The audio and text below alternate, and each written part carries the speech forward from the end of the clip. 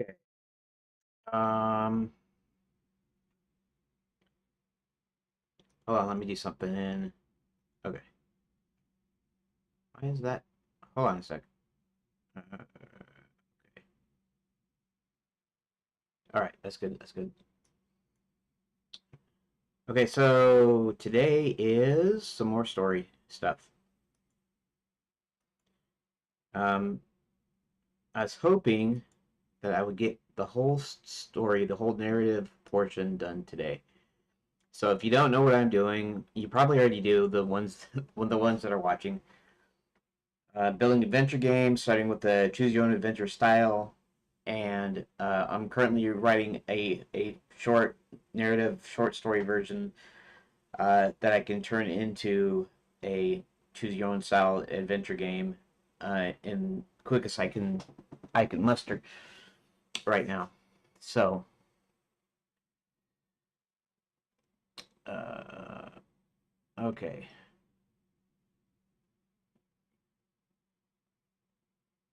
All right, so what I need to do first here, first I need to show the desktop. Uh, we'll go ahead and oop, go ahead and start recording. And today might be a short day because I might need to do some grocery shopping, which we normally do in the morning. But Dad has been having trouble sleeping lately, so today we might be going in the afternoon. So I just have to rejigger my plans. So if I cut it short, I might come back afterwards and do a couple of more hours, maybe. Kind of depends on how fast I get going here. Alrighty. What I wanted to do here is actually first I'm gonna kind of go through as quick as I can uh, where where I'm at in my story. And while this is a game that I'm making, most of you know that. For the few that don't really realize it, even though it's a game, um, I'm writing this as a I'm writing this first like kind of pass as a kind of a short story version of the whole game, and then I'm going to implement it as a choose your own adventure style game with choices. It's not fully interactive. It doesn't have inventory. It It's not parser based right now or anything like that. So it's just going to be straight up kind of what it is, like a choose your own adventure book, where instead of turning to a specific page, you'll be clicking on a specific choice for option. Anyways, so I'm going to try to go through this as quick as possible. So uh, see if you can keep up here. Okay. Welcome to Enchanted Take a magical vacation, slay a dragon, rescue a princess, become a great and powerful wizard, or stay at one of our many fine hotels. Anything that's possible, at least that's what the brochure says. Enchanted is a magical resort kingdom is not doing so well. The king seems to be acting strangely. Enchanted Air Enterprises has been bought out by Enchanted Holdings, and the administration castle has been closed. The various magical training schools and a dark presence has returned from vanished realms. Now, uh, I read that a million times, and I was just gonna go ahead and blast through this, but I want to. I'm not sure if Am I on? I keep on doing that. There's this little side menu here in Open Office, and uh, I mean, I guess that's easier for some things, but it's annoying me because I keep on thinking that that's the scroll bar when it's not. The scroll bar is down here. All right. Okay. There's that. There's that. That. Uh, do. Okay. All right. So let's kind of speed through this real quick. He halfway is a standard wizard, no one knows his real age, but he has a long white fluffy beard and is currently sporting a pointy blue hat. Kind of typical stuff, I guess. While in castle one day, he overheard a familiar female voice speaking to some other male regarding buying up the lands. When he went to the king about it, the king simply dismissed him. In fact, he acted rather cold toward Hubert, even though they had been friends a long, long time. Hubert tried to go to different schools, but they were all closed, except for night school, and he couldn't get any answers there. Trying to go to any restaurant or hotel also yielded no help. He realized he couldn't trust anyone there, almost except one old friend, so he decided he needed to get some outside help. When Hubert arrived at home, he set to work trying to come up with a method of getting that help. After visiting Cerulia, he spotted what he thought was the perfect candidate. Now, Cerulia is what they call our realm. And I know typically, I know that we live on Earth, the planet Earth, and stuff, and but from the standpoint of the story, um, there are different realms. So ours is a realm, and Cerulia because we're blue, we have lots of water. We're blue, so I basically just kind of came up with that on the spot. You know, cerulean blue, that kind of thing. After visiting Cerulean, he spotted what he thought was a perfect candidate. His name was John, and he worked part-time in the library with his mother. He wanted to become a fantasy writer and thus spent most of his time reading books or writing stories. He also didn't have any friends and had never been on a date, even though he was 19. I think at one point I said he was 21, but 19, um, maybe 19 is fine. After some observation, he noticed that John always stopped by the local Minute Mart to pick up his favorite Benny Wonky chocolate bar after work. So that evening he decided to open a portal to John's realm and went to the store ahead of him, but not before going through the house to pick up a few items like checking out wait. Yeah.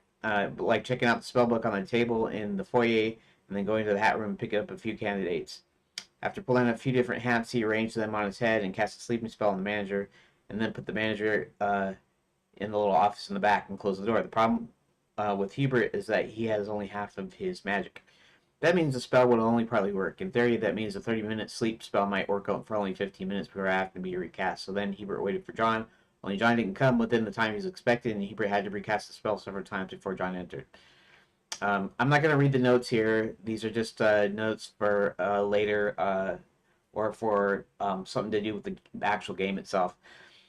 John finally did come into the store with his wonky bar and left, and then opened it as he was walking away. Hubert then returned to Enchanted Lands. When John opened the candy bar, he noticed, and that should be noticed, a silver ticket, quote unquote ticket, which read, "This entitles the bearer to one Benny Wonky chocolate bar," and the fine print, "Entrance into the sunny nexus of worlds." To visit the only real life Magic Kingdom, Enchanted Lands Magical Resort. After flipping the ticket over, it read, "Please say the words aloud. Please take me to Enchanted Lands Magical Resort." As soon as he did this, the portal opened in front of him, what looked to be the inside of a train car. He walks in, and then the portal closes behind him. You'll kind of notice that I kind of shift between, like first person and third person.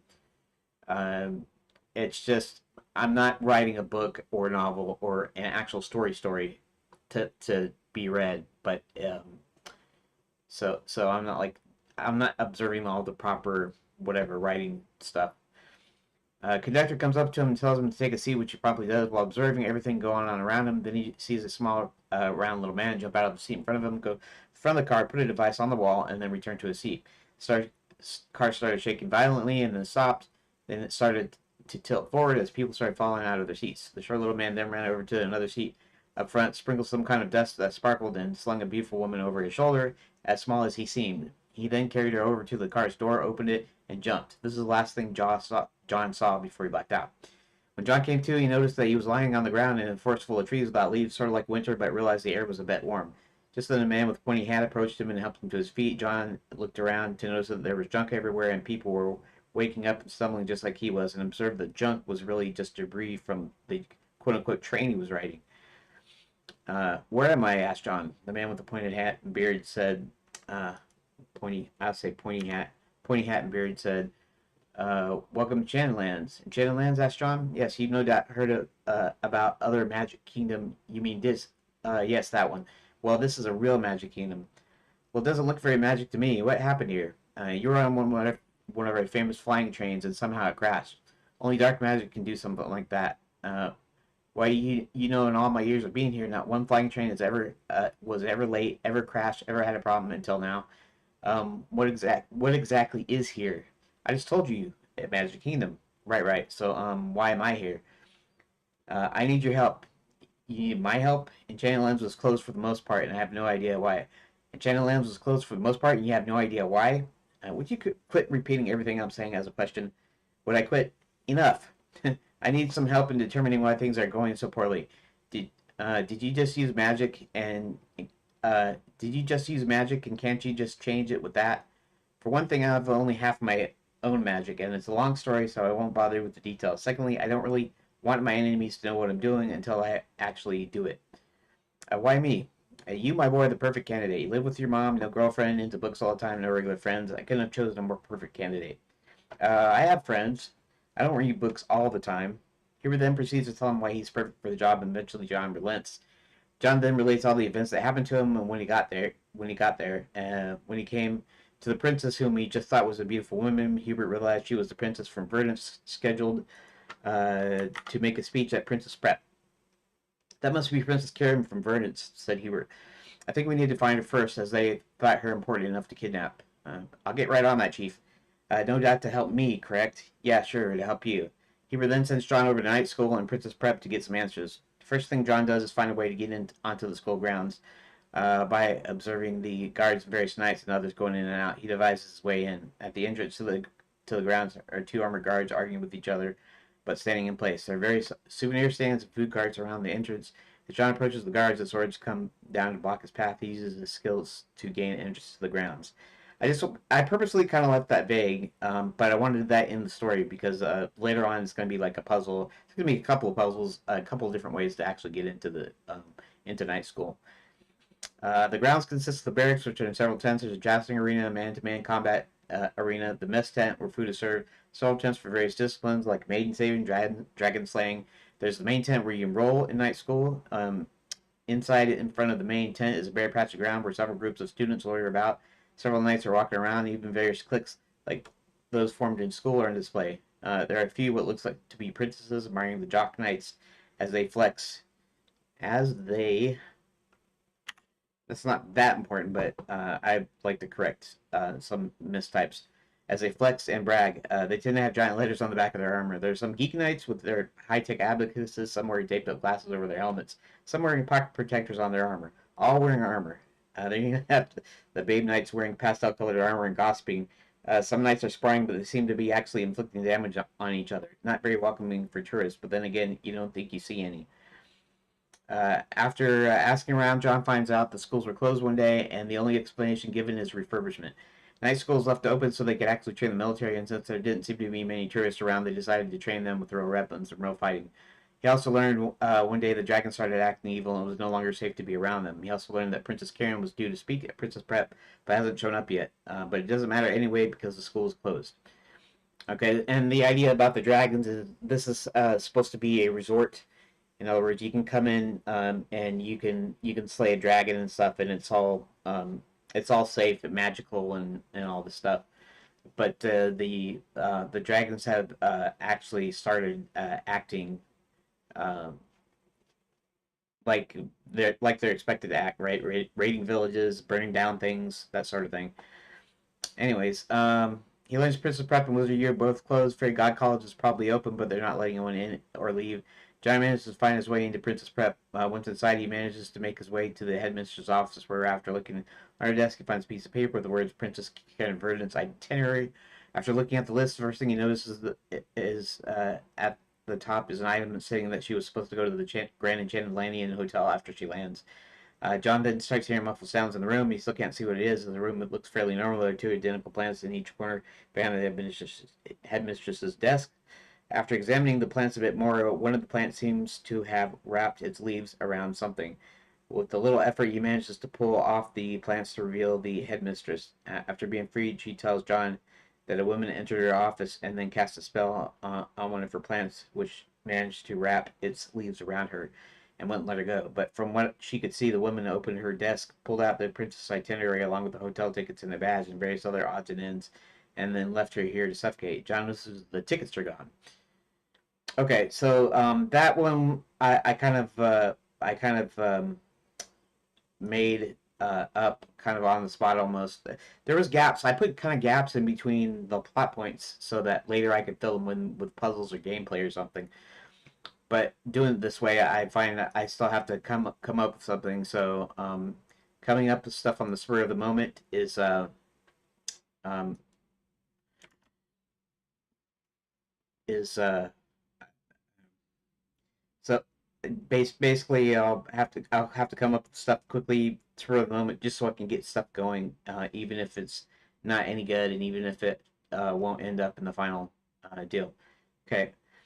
After finding this information, John goes to rendezvous with Hubert. Meanwhile, Hubert heads to Wizard U, which I don't know what it is. Heads to Wizard U, which seems to be deserted. The doors are locked and the windows are shuttered. Looking around, he notices a small hole in one of the walls. At first, he doesn't think much of it. Then he notices something in the entrance of the hole. It happens to be a mouse, but not just any mouse, a mouse wizard. The reason Hubert recognizes the mouse as a wizard because of his tiny wizard robe and pointy hat the mouse is wearing. Getting down his hands and knees, he introduces himself. And this is something like I said yesterday. I just thought up in the last, I don't know, half an hour to an hour somewhere in there. So this is not very good. This is not like a I mean, in comparison to anything else, maybe you don't think anything else is any good. But all I'm saying is it wasn't an idea that percolated in my head. It's just something I had to come up with some quick way for him to get into the Wizard University. In fact, I don't even have a reason for him to go into Wizard University. Although I kind of made one up. So, anyways, uh, good afternoon, dear Mouse Wizard. Good afternoon, sir, says the young Mouse Wizard. Are you a good wizard? Well, I'm actually a tourist, but I was getting good with my magic wand until I lost it. I have a problem with that. I have a problem that you may be able to solve. Would you help me if I found your wand? Yes, indeed. With that, Hubert combed the grounds for the wand. At last, ended up back near the mouse's hole with empty hands. I've searched every bit of the grounds and found nothing of a wand. Where did you first? Where did you? Where did you first see it last? Where did you first see it last? Uh, let's take that. Where did you see it last? Okay. Well, I was trying to cast a spell, levitate a piece of cheese from the ice box, and I was thumbing through the wizard's basic training manual, trying to find the words to levitate. And I had then, let me see, I needed both paws to turn the pages, and just then Hubert noticed a tiny little wand in the mouse's tiny little ear and pulled it out and put it behind your ear, and then handed it back. Oh, thank you, Sir Wizard. Now, what is it you want? I need to get it into the school here and find out why they closed it. Okay, let me look here and I'll find the spell. So with that, he went back into the hole. A few minutes later, he said, "This should do it," and then pointed the wand at him and said a few words, and Hubert shrank to the wizard mouse's size. Okay, this is just something I came up with on the spur of a moment. It's kind of dumb. I could leave it in. I might not leave it in. It's not really that important. I just needed a way for him to get inside. Um, and yeah, okay. So I didn't think of that," said Hubert. "But now the only question is whether or not you can restore him to regular size. But of course I can reverse the words. And the reason I just did that is so I wouldn't have to write any extra with Hubert trying to help the mouse wizard help the mouse find a way of restoring its size. Because that would take up a lot of space on the page, which means potentially longer. Anyways, I didn't want to spend that long on here on this little part. With that, as soon as Hubert was on the other side of the wall, he restored to his original size. While in Wizard U, Hubert went to the trophy case, noticed it was broken. One of the trophies, a Quicksilver Scepter, was missing. Uh, then he went to the Hall of Fame, which was an actual hallway with pictures of previous winners of the Wizard of the Year. He noticed Max's picture was gone, so putting two and two together, he realized that Max had somehow come back to the Enchanted Lands. After examining the other portraits, he noticed they seemed to have surprised expressions, as if they had been trapped in the paintings. So he figured they closed it because Max had somehow trapped the wizards in their own Hall of Fame paintings. Afterwards, he came back to the wizard mouse and asked him his name. Deepy Cheap. That sounds like someone else I know. I have a cousin and stop right there. We don't want it to get. We don't want to get into legal trouble. Please turn me back once I'm outside again. With pleasure. And with that, Deepy Cheap, the mouse wizard, restored him outside. Okay. Just then he decides to Well, just then, I don't need to say this then. Um, in fact, I don't need the decides. He travels. Uh, he then travels to Fairy God College. At Fairy God College, he tries to go into the front door only to be stopped by some invisible shield. It must be magic. So he needs to find a way to break it. After going around the back, he notices he can see into the little window and notices several old ladies attempting to jump astride their brooms, and most not making it with the most ungraceful landing. He notices the teacher he recognizes and tries to gesture for her to come up to the window. While looking around, she quietly runs to the window and opens it a little way. You shouldn't be here. I'm starting to get I'm starting to get the idea. What's going on? All the little old ladies who wish to become fairy godmothers are now forced to be learning, forced to learn. Forced into learning. How about that? Forced into learning to be evil witches. Forced by whom? You should know her. You asked her to marry you instead of me. Violet, she's here? Yes, she's taken over the school, putting these poor little old ladies through the ringer. Something about an army. I don't know how they would fit in, though. You stay put. I need to figure some things out. Hebert left and then went to the rendezvous point. And he didn't even need to go in there at this point. So that's how I handled that one. It just so happens to be Scarborough Fair Chicken. Chicken we doth righteously. So little play on words of we do chicken right. Anyways, so John told Hebert where they need to start looking for Karen and Hebert. Let's see. John told Hebert where they need to start looking for Karen. And Hebert told John about who Max is and that he's back. Okay.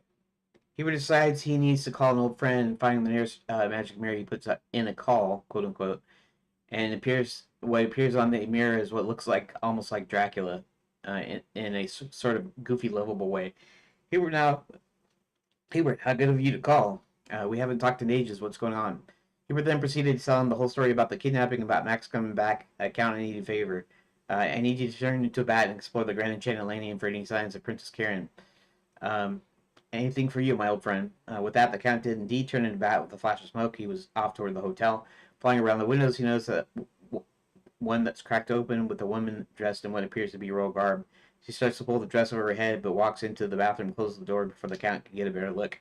With that, he flies in the room and looks around. He notices the princess's hotel tickets, but something doesn't seem right. Then he goes back out the window and hovers nearby. When she finally emerges from the bathroom, she has a robe on and is drying her hair with a towel. She goes to the mirror, and the Count recognizes it as another magic mirror. And she taps on it, and as it turns on, another unknown woman appears, and they start to chat. Most of it's rumor or untrue gossip. I'll just say, gossip is gossip. Rumor or gossip. But then she starts talking about how some dark-haired sorcerer approached her and paid her to use the princess's room and to pretend to be the princess.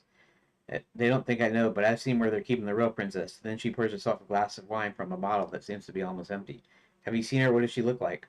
Um, she looks like an average girl. I honestly don't know why they would want to keep her. In any case, I'm having fun. She attempted to pour herself another glass, but nothing was in it.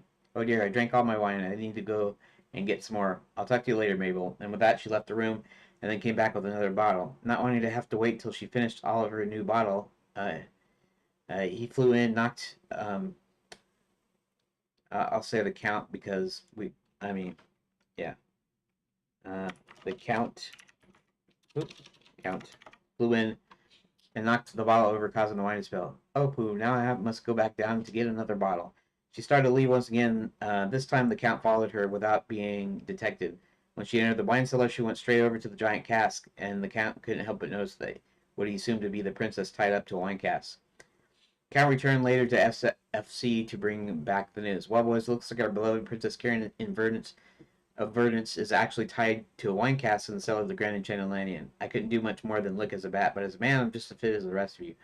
Why don't we just bust in there and go down and free her? Exclaimed John. They won't let anyone down there, so we have to be a little bit sneaky and need to come up with a plan. And that's where I left off yesterday. Okay. So now that we're caught up, now I have to come up with the rescue. I have to come up with a rescue plan. Again, all I have in my notes is that basically they rescue her, and that's about it. But the one thing that I can do before I actually start work on the story part of it is I can go up to um, let's see, let's do something here. Control F Landian. Let's find uh Grand Channelandian. Dwarves. The Adventures Manager. The Adventures Manager rescued the princess. Okay, so let's just go down next. The Count, the misunderstood vampire. Okay. He operates the only hotel. He's the only hotel still open after all the other ones have closed down, except for the Grand Channelandian, which is not technically open. They act like they're open. You can go into the lobby, and in fact, that's mostly what we're going to be doing in this game or in this part of the game, regardless. Princess is kidnapped. Okay. Okay, the princess had heard of the plight of the would-be princess and tries to find a way to save them from the dragons. After being kidnapped, she loses her carefully crafted speech. She tries to find it. Oh, so okay, yeah. This actually, I might should start on the princess's plan because she's actually part of it. She's not just kind of sitting around there. I mean, she is tied up to a wine cask, but um, I do. There's a series of things that goes on um, before she kind of ends up there. The princess kidnapped, held captive in the basement of the Grand Enchantalandian. Okay, manages to escape her shackles, but can't really get out of the hotel. Learns the other princesses in training. So probably at this point where they're thinking up of a plan is where I go into her story, and I still don't know how I'm going to do it yet. But a lot of these things kind of happen concurrently. When John goes to Princess Prep and Night School, Hubert is going to Wizard U and Fairy God College. Okay, so they're at the same time, so they're concurrent. So I'm not really sure exactly how I'm going to do that. Maybe I'll do like where they switch off. Um, so yeah, it'll almost still be like a single player, even though there's going to be the three characters. Okay. Let's see. Learns the other princesses in training are in danger of dragons because they're being enchanted. Okay. And that would be a thing like that would actually be a puzzle. She's she's actually tied up there. Princess is rescued. Let's see. And tells John Hubert Max's plans and tries to figure out how to rescue the princesses. Okay. Yeah. Where the princesses? Huh. See, the thing is I don't remember what exactly happens to the princesses. Princess Prep is closed, so they must have done something with them. I'm not really sure how that works out because I didn't have any notes written for that. Okay. Let's see. It's 12:52, is it? Uh, okay. The princess is rescued, and that's all it says. The princess was rescued. Okay. Kidnap her. Things are left on the train. The train falls from the sky and comes crashing down. And everything of hers is scattered all over the place, including her carefully crafted, prepared speech. Yeah, I was going to do this as a kind of a separate subplot. Uh, After the princess is rescued, she goes to the crash site. Okay, so this has nothing to do with being captured. This happens afterwards. Okay, so I mean that's fine. I may or may not go back to that. It kind of depends. Okay, so let's go find the next thing. Count finds Princess Karen in the basement of Grand Shannon Landing Hotel. Relays the info. Promptly rescues her. Tells the Count of a woman who might be inclined to help. Okay. Um, what was that? Princess tells the Count of Owen. Ah, interesting. Okay. That's for later though. I'm gonna provide full spoilers, everything about the game, the story, and everything. But sometimes when I read over something, since I'm not dealing with that right away, I'll deal with it later. Okay. Max says Barty kidnapped Princess Karen, brings her to the basement of the Grand Jet Landing. Max commences construction on a huge machine, large terrace of the administration castle. Uh, yeah. So there's a point of where I was gonna make the hotel kind of their base of operations until they could get into the castle.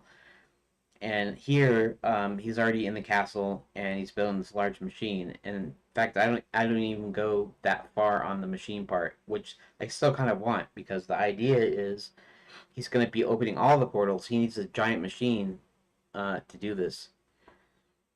Max says Princess taken to a makeshift laboratory in the basement and orders Brady to get her to talk. Meanwhile, Max uh, oversees the construction of the inner chamber of the Great Machine. Uh-huh. This this oh this is actually Max's plot here. That's kind of interesting. Okay. The princess escapes the basement of the hotel and manages to gather crucial information as she navigates the hotel only to be captured again. Princess is rescued. See, I don't have any details on the princess being rescued. That's what I was trying to do here. Uh, opened hotel. Okay, good silver mines. Uh, let's see. Faking magic be tied up. Only the best, most. He made me an offer I couldn't refuse. Okay. John finds out she's a live princess, proceeds to gain entrance into Princess Prep, only to be trapped by it. Find her trapped in the enchanted Landian wine cellar. Okay. Here helps John get into the Grand Enchanted Landian with this halfway magic. Huh. This doesn't really say what I'm supposed to do, but yeah. Okay, so I still have to think of something here. We'll be fired by them. She gets hired by the Melfrey. Okay, that's all right. What else do we got?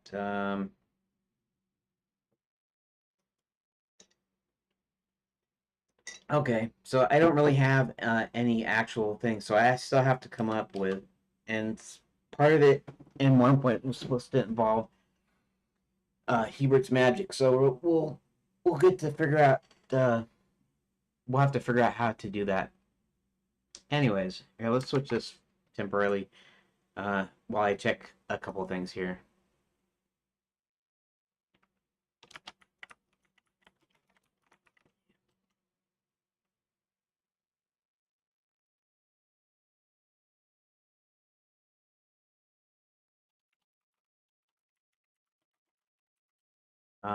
Just give me a second here.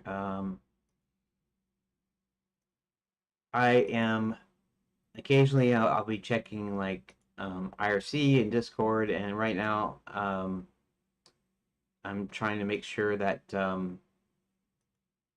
oops, I'm trying to make sure that they're not on screen. Okay.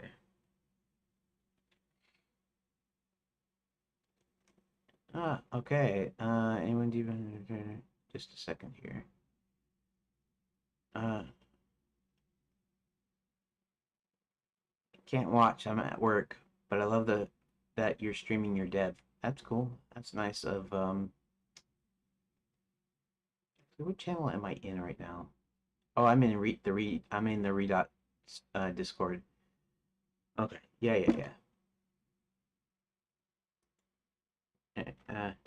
Thanks. Yeah, been doing it for a couple of weeks. I'm just responding to somebody in Discord, um, talking about the stream. you have to, but later you can check it out uh, by that link, or you can just look up good on YouTube. Okay, cool.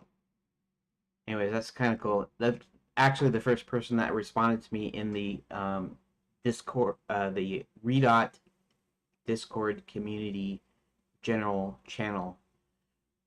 The only one that actually responded to the fact that I'm streaming the the development here. And let's see, let's try that. And notifications. Editing attempt number 10. Somebody liked my last edit attempt, I believe. Story time. Liked my post. And okay. Anyways, I was in the where is it? Here. Let me see if I can pull it up first here. So here. There we go. This guy's hi.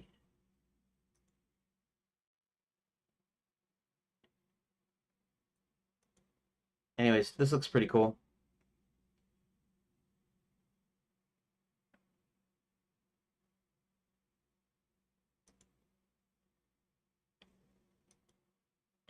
Anyways, it says he created an Alaskan mine from the 1930s using old building plans, and it looked really cool. So I gave him a like. Probably the first like he has on this. He's got 36 views on it, but only the first like, and I went ahead and reposted it just because I thought it was cool. Anyways, that's really not that important. What's important is getting back to the story. Now, okay, so here's the situation. The situation is, um, technically, okay, so the Grand Enchanted is supposed to be open, but it's not really open. It's, because they're using it. In fact, at one point I have, Max has a makeshift laboratory. That's the bad guy. His name is Max. And, and also at one time it's supposed to be a base of operations until they can get into the castle. And I might have to actually do a part where where it shows them setting up in the hotel. See, originally I was going to do this thing where you got to play the villains as well as the heroes, and there are a lot of them. There's 6 or 7 good guys and 6 or 7 bad guys. I forget. There's one, there's like one more than another or something. In any case, I these characters, and you're supposed to play all of them, even though it's a narrative game, which means it has a specific story. Adventure games have specific stories and specific outcomes, and you're letting people play what's going on. So I was thinking that most people should be able to catch on that this is still what it is, even if you get to play the villains. But I was thinking, instead of having like little, not that it won't have cutscenes at all, but what I mean is instead of just showing the villains in the cutscene, I was going to allow you to play the villains in the cutscene to the point of where um, then it will switch to our heroes, and so you get to play both of them. I still might do it. I'm still thinking about that because that still might be a bit more fun. It'll be a bit more immersive. It'll be more complex. It'll be the game itself might end up being fairly long. I don't know. I'm not trying to shoot for any specific number of hours or anything, but it'd almost be like getting like 2 games in one or multiple games in one if you consider that the fact that you're having multiple player characters. So they each have their own story to tell, And but right now, this is just choose your own adventure. I'm trying to get it through it as fast as possible, and that sort of thing. So let's see. It's already been here. Let me check something. And the only reason, like I said, I'm switching to my webcam uh is just so that I can look and stuff. I can go into OBS and not have that. Oh, cool. Uh, Greetings, Red Otter. Thanks for showing up. Uh, oh, what the heck? Thank you for watching. I don't remember. I don't actually remember having a key. Maybe there's like a key to switch scenes or something. That's weird. Okay.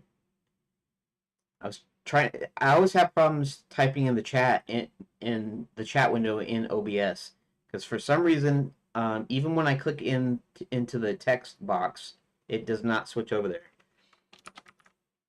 And see, right now it's not even typing.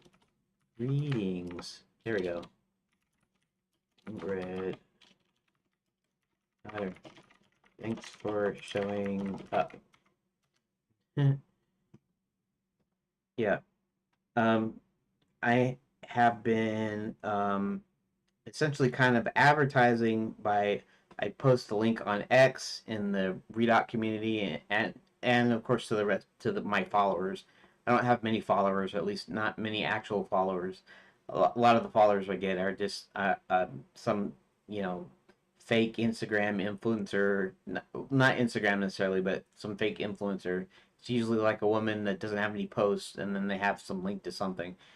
And at first, I was kind of trying to block those people, um, and then it just gets to be too many. So I don't know if I should be blocking everyone or if I should just let it go. I don't know. Whatever. Doesn't really matter. Anyways, um, what was I don't know what I was even talking about that, but oh yeah.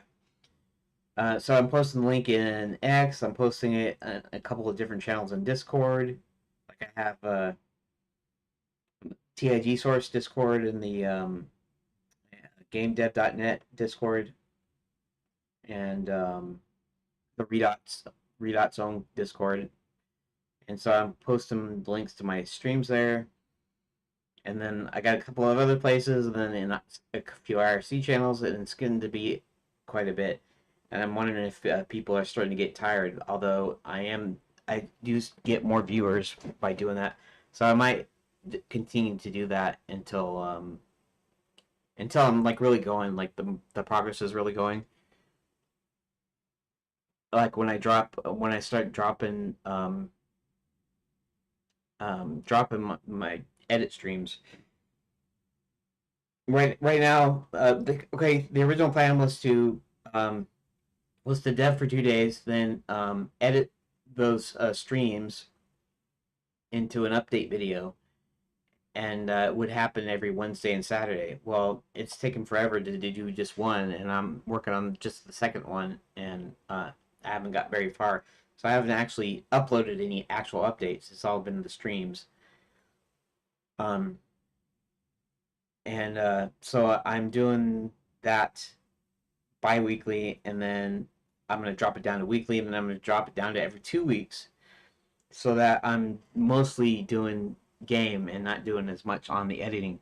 That is, if I can get it down to where I can edit a video in a day, which I'm currently trying to figure out how to do. Anyways, let's go back to this. So the question here is, now I could go ahead and I could start on the rescue, but instead I could also start on Karen's story where she finds out bunches of information. Uh, so let's see here. So Princess Karen,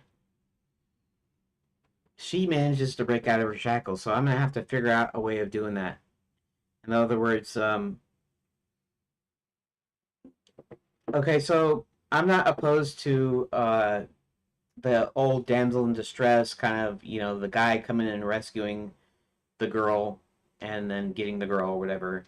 Um, None of that woke crap now, but at the same time, if you're watching some old movies and they do that, the woman is not doing anything. And I always thought, if I was captured, kidnapped, it doesn't matter uh, how things work out. I would still try to escape. I'd still try to escape myself. In fact, some old shows they actually do try to escape, but the whole point is she tries to escape and then manages to um, actually go in to get information and decides not to leave, even though John ends up rescuing her. And actually, yeah, it's actually a thing where she decides not to leave. Not that she decides not to leave. She's escaping. Then she sees some information. Then she goes to more information. Then she's recaptured, and they make her bindings real sure so that our guys can come in and rescue her. So she still gets rescued, but at the same time, she's actually doing some work in the story here. Okay, so um,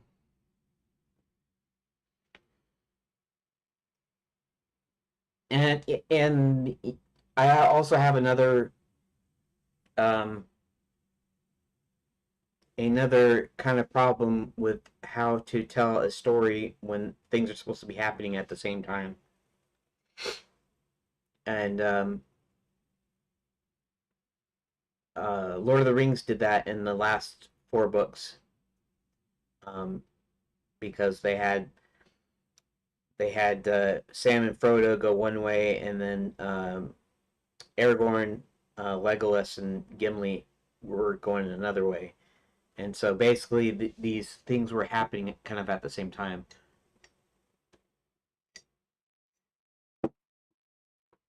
And usually in like a movie, and this is what happened in the book, because the book you kind of restart, so you go to the next book and it goes all the way back again. In the movie, when they make the movie, when they're doing concurrent things, they switch scenes. So they show Sam and Frodo in the movie like leaving, and then they cut back to Aragorn, Legolas, and Gimli going to fight the orcs while the others get away. And then they do this thing of where they're switching in between scenes. I could do it that way. I mean, that doesn't sound like a bad deal. But as I'm writing here, um, I'm not really writing it that way, which I might should do. I might should just handle it like they do movies and stuff. Really, they do that in normal books. It's only Tolkien that actually, uh, in essence, rewound when he was writing the other book, when he's writing the other story. Anyways, so we're back here. After getting kidnapped, Princess Karen was Princess Karen woke up chained to a giant giant giant wine cask in what appeared to be a standard wine cellar. Now she doesn't really know where she's at.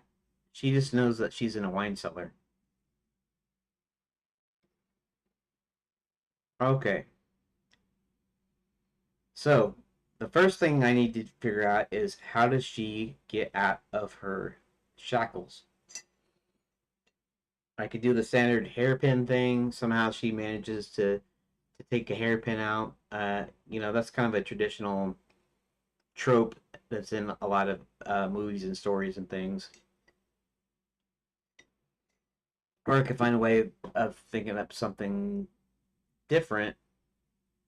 And how she chained to the cask. A cask is basically a big barrel. with a tap in it, you know, a spigot or whatever. And so it's like, okay, so how are you how are you chained to that? And maybe what I should do here is do a little tiny bit of research. Okay. And I'm gonna make sure that I'm still on desktop here. Okay, so let's see, wine cellar. Let's see if I can get some pictures of wine cellars. Images. See, like these are giant wine casks here. See, now these are actually up on bricks, and it's not like she could be tied up to the cask itself. It's probably not very logical. Um, that's just bottles of wine that this barrel is just sitting upright. Here's a bunch of wine casks. Um, let's see here. I'm okay. So, for sure, there's usually a holder of some sort. It can be logs. In this case, it's logs, and in the other case, it's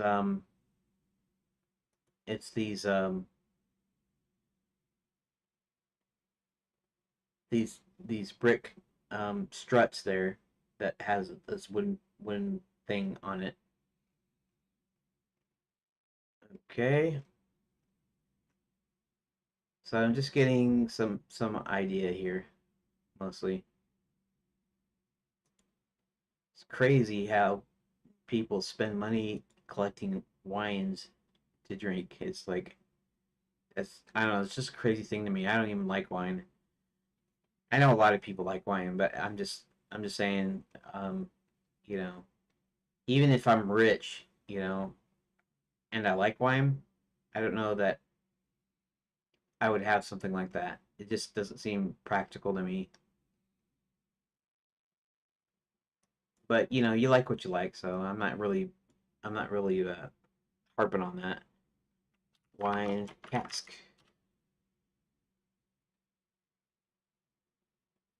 This is a barrel. I think there's a difference. I think a cask is larger and has the tap in it. A barrel is just a barrel. So a cask is essentially a large barrel with with the tap in it, and and laying on its side.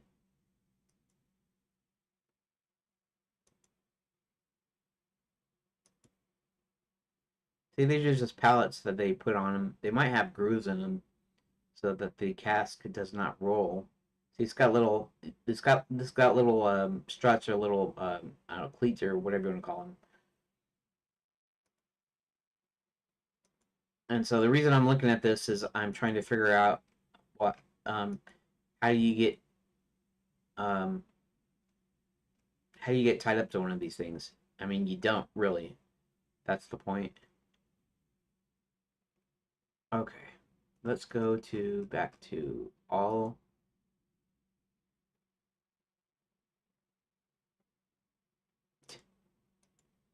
wine cask versus barrel. I think it's the barrel is just smaller and it doesn't have an opening to pour out.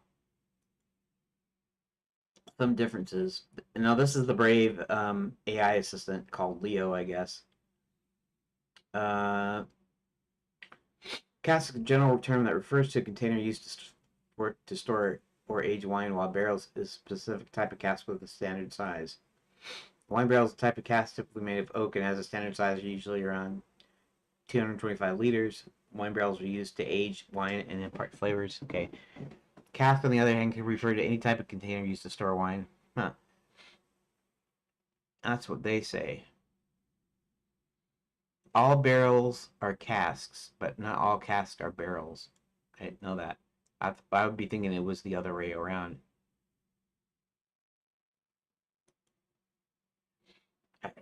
Yeah, You have to. I guess you have to be over 21 to buy or something. What's it to say that some kid can come in here and then pretend that they're over 21 and buy whiskey or something? Hmm. All barrels are casks, but not all casks are barrels. Casks are like middle children of the aged spirits world. They don't have the upscale industrial aura of the shining beacons of the spirits world that stills produce the spirits. Okay. Casks play a huge role in helping shape final flavor. For spirits, the term is not technically a catch-all for any vessel used to age spirits. Rather, a barrel is a specific term of art in the beverage industry, referring to a 50 to 53 gallon or 180 to 200 liter cask, often made of white oak. Huh. For all encompassing term, the vessel that you age spirits in, cask, is the preferred nomenclature. Kind of like how we learned to in kindergarten that all squares are rectangles, but not all rectangles are squares. The same holds true for barrels. All barrels are casks, but not all casks are barrels. Definitive list of different types of casks available here with the main types. And it talks about. Hmm. Exercise makes aging a long and arduous journey through the decades. Less oak surface area coming into contact with liquid. These casks are best used to marry different whiskies. Huh. Okay.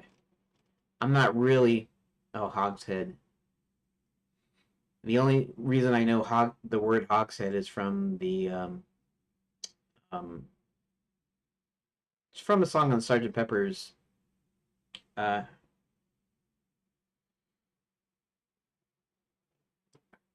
mentions the word hogshead. 59 to 66 gallons made from ex-bourbon barrels, often repurposed, used specifically in Scotland. Coopers make hogsheads by taking apart ex-bourbon barrels and reassembling them into slightly larger cask new ends. Slightly larger size of the hogshead allows distillers to store more barrels per square foot in their rookhouses. From whence did these porcine vessels derive their name, you may ask? From 15th century English term hogshead, a unit of measurement at the time equivalent to 63 gallons. Quite interesting. Okay, American Standard Barrel, quarter cask. That's weird. I didn't even know. I thought it was kind of the other way around. I thought casks were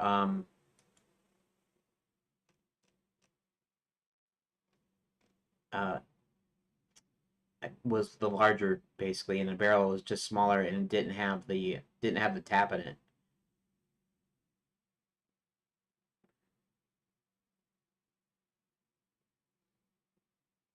Barrel is a cask, so they're all barrels are casks.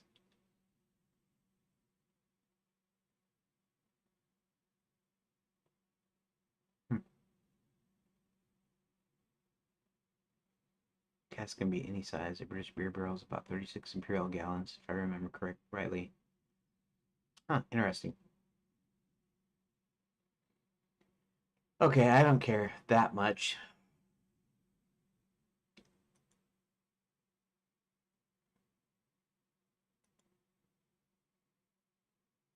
Okay, so this, all right, I see. That's massive, or it looks massive from here, anyways. Interesting.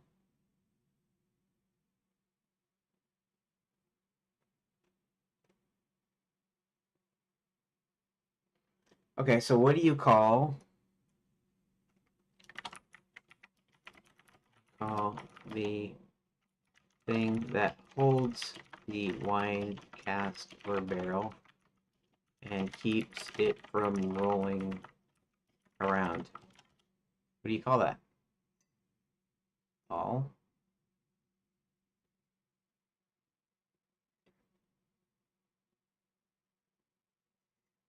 That's not what I wanted.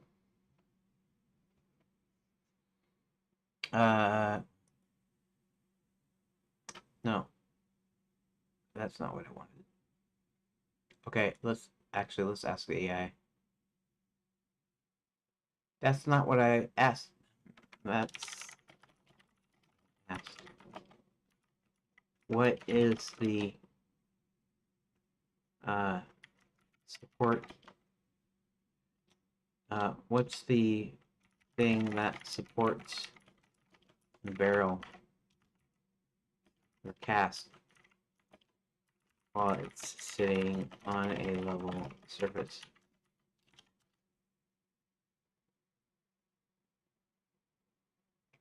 Wine barrel support device designed to hold and stabilize wine barrels. Yes, I know what it's used for. What's it called?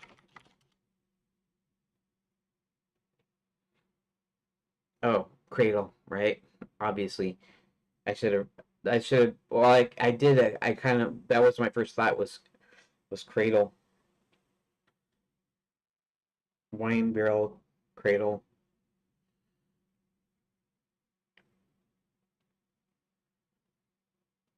barrel chocks, barrel wedges, cradle. Okay, cradle. That okay. That makes sense. So, here, let's close that.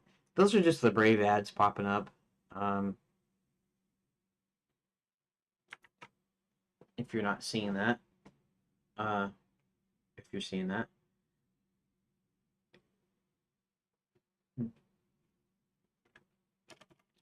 Technically, I'll just say technically because I said chain up to a giant wine cast. Yeah, I mean this is the thing, right? For one thing, I want the story to be the story. I want the story to be short, and then I want to get through it as quick as possible so that I can get to actually implementing it in the game in the first pass of the game. Um, but this is semi necessary because it informs us how she's going to get out of it. She was chained to the cradle as you couldn't chain anything up to the giant line casks.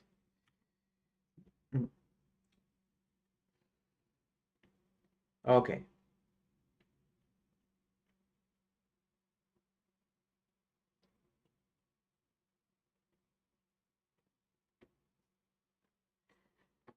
Okay, so let's think about this for a second.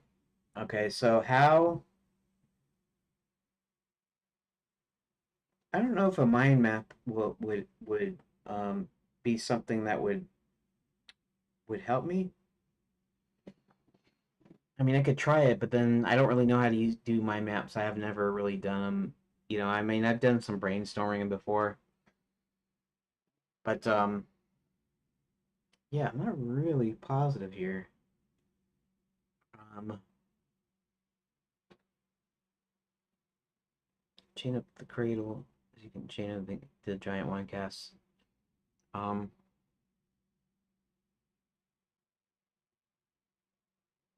let's think.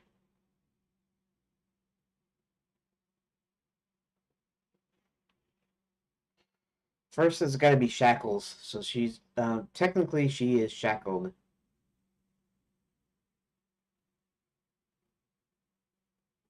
Let's say shackled instead of chained.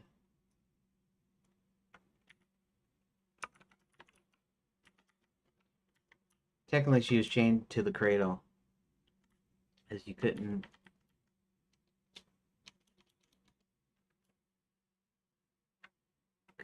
really anything. What did I say? She was chained to the cradle, as you couldn't.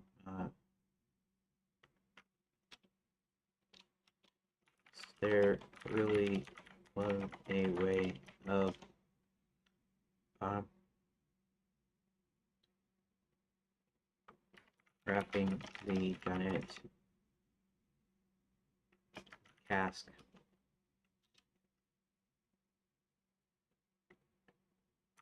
Okay. All right, so let's think here.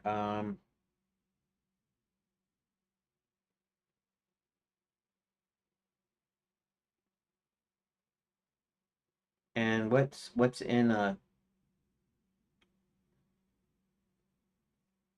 see, she can be shackled or she can be tied with a rope. Can do a rope tie. That would be easier to get out of. Um,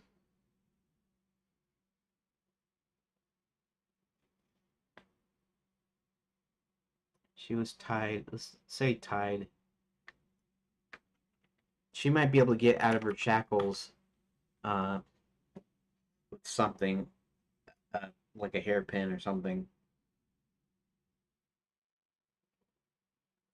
After getting Princess kidnapped, Princess Karen woke up tied to a giant wine cask. Uh, Technically,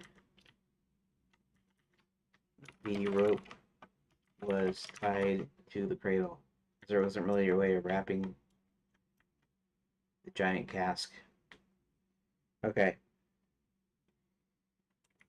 Now let's see. Do we do a typical like she kicks over a bottle and it breaks, and then somehow she maneuvers the piece of glass, and then she's able to cut herself free? Um, does she have? Let's think about this for a second.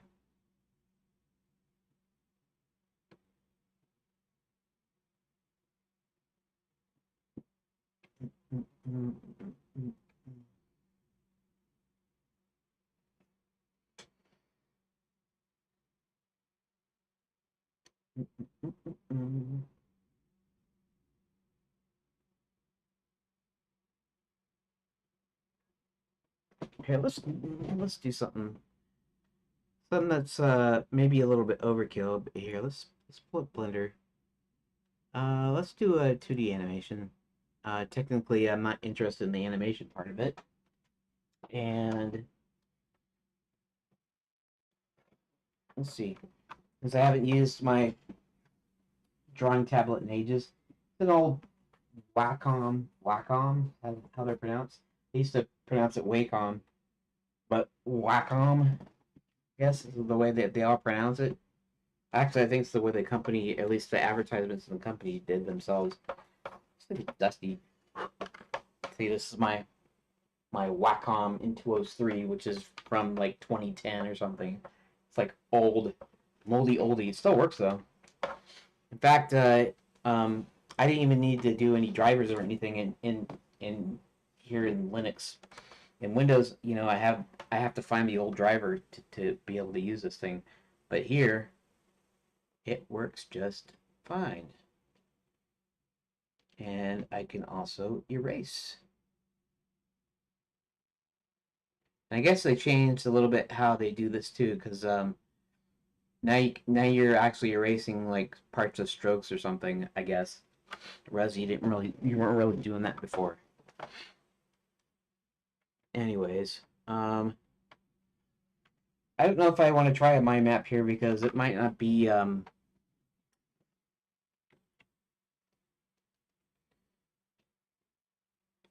okay. Why don't I just write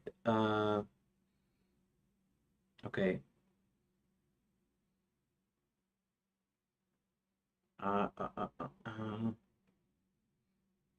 Well, I don't know. It's better for just like for concepts and stuff. Like if I put rope, oh, sorry, rope like that, and then chain here, uh, wire, and my handwriting's pretty crappy. Let's see something here. File. I don't know. Is there a way in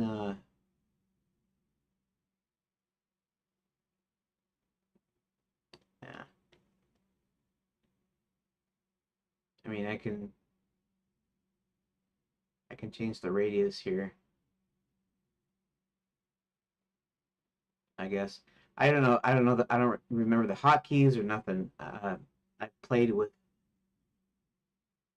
Grease Pixel before in earlier versions, but I don't remember a lot of it. See, that kind of doesn't make sense here. You know, just I can just start writing stuff, like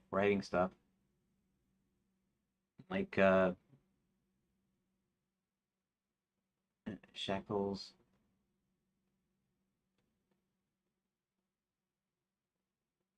hairpin. Actually, to me, it makes more sense if I'm just doing the words to actually just type about too. So, okay, I was just thinking that this would help something. I don't think it's helping though. What do you think? Um, it's been a while since I drew anything too. Hmm.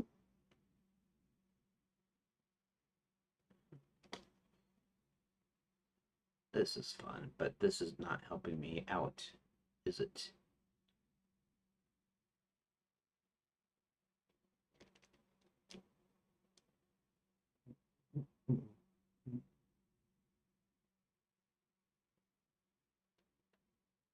Boy, I gotta practice doing circles,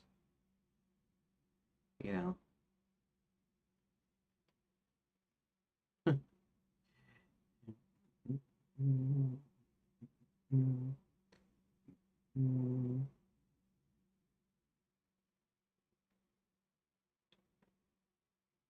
Oh, what did I just do? I just did something. I don't know. Something to do with the view. There we go.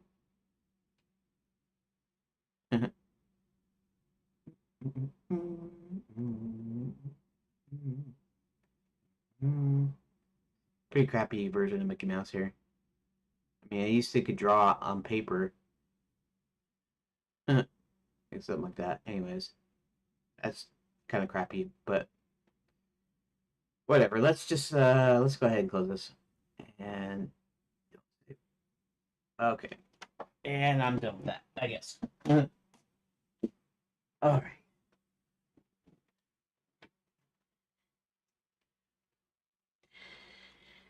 Okay, so let's do something. Let's pull up the text editor. And I know I'm already doing text in Open Office, but I just wanted to use this as sort of a like a scratch pad. So um, let's see. Can get out of shackles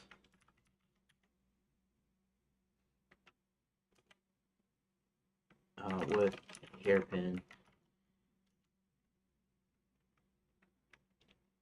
Um, can break wine bottle.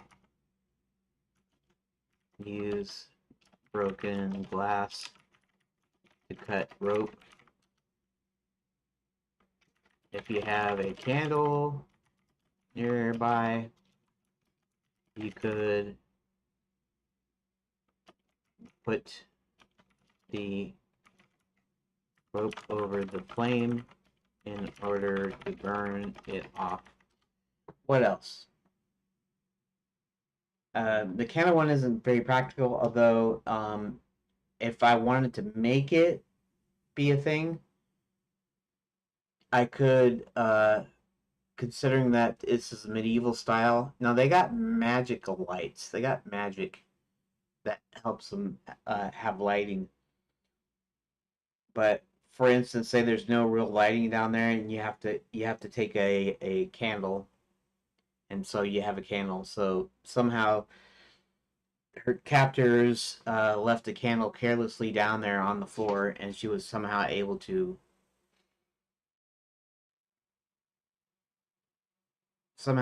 use it to burn the rope off.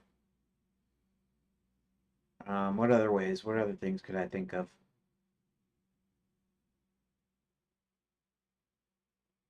She could be in a wine cask. That might be a little bit. better in terms of being a puzzle.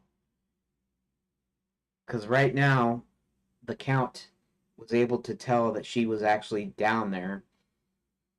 But if she was in a cask, he probably wouldn't be able to see her, and he wouldn't be able to tell where she's at.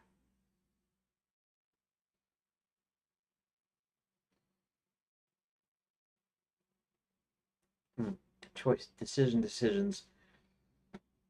Because I could make it a totally different thing, and I need a totally different way of finding out that she was down there.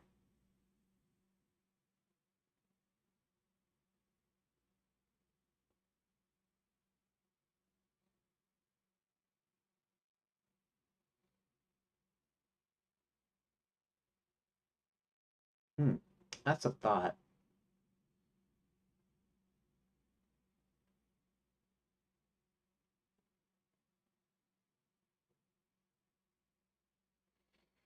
There was an episode of The Saint, if you know what The Saint is, with Sir Roger Moore as the Saint, as Simon Templar, and I think this is like almost like first or second season, um, where he was actually trapped in a cellar. I think it was a wine cellar, but he was like handcuffed to like a pipe, and so one of the things he did was he started trying to pull on the pipe until it broke off, and then he was able to slide off of it and be free. He still had the handcuffs on, and so I could think of something like that where that she's tied up to something,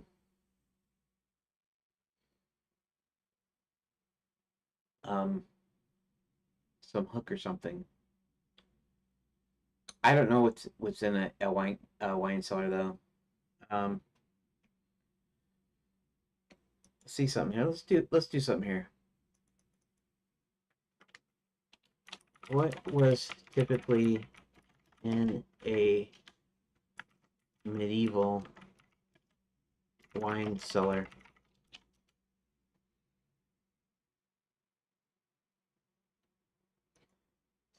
Store wine. Okay.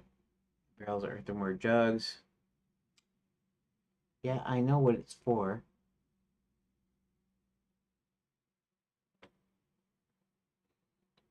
Stone or dirt walls to maintain the necessary conditions. Feature barrel vault ceilings and small entrances to minimize light exposure. Ventilation shafts were also included to prevent the growth of mildew.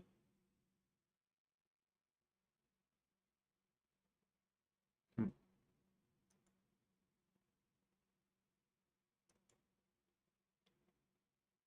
Best preserved cellars. So this was a medieval wine cellar apparently.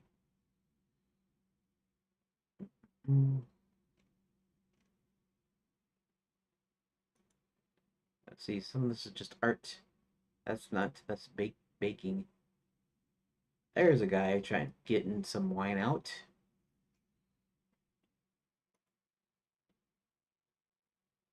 This actually looks like a photograph that was meant to look like a made to look like yeah. Uh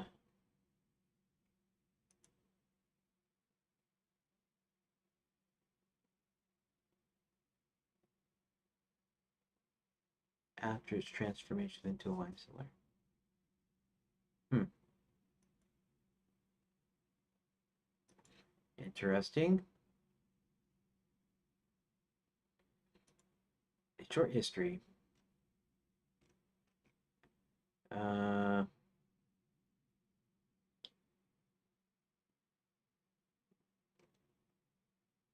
let's see. Wine cellar.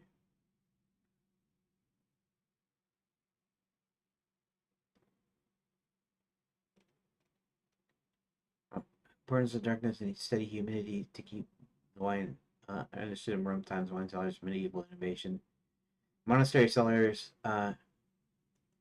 to accommodate the wine production of the monks themselves.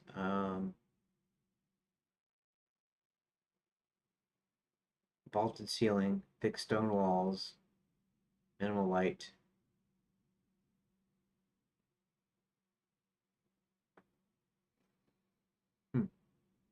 living capital for wine storage in 1969.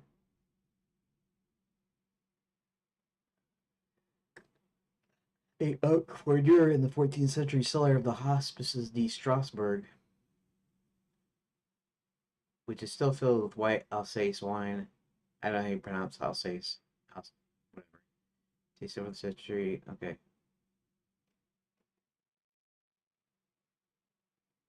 Alright, that doesn't really tell me much of anything here. The Duke of Burgundy's 14th century AOC. And I don't know anything about wines, but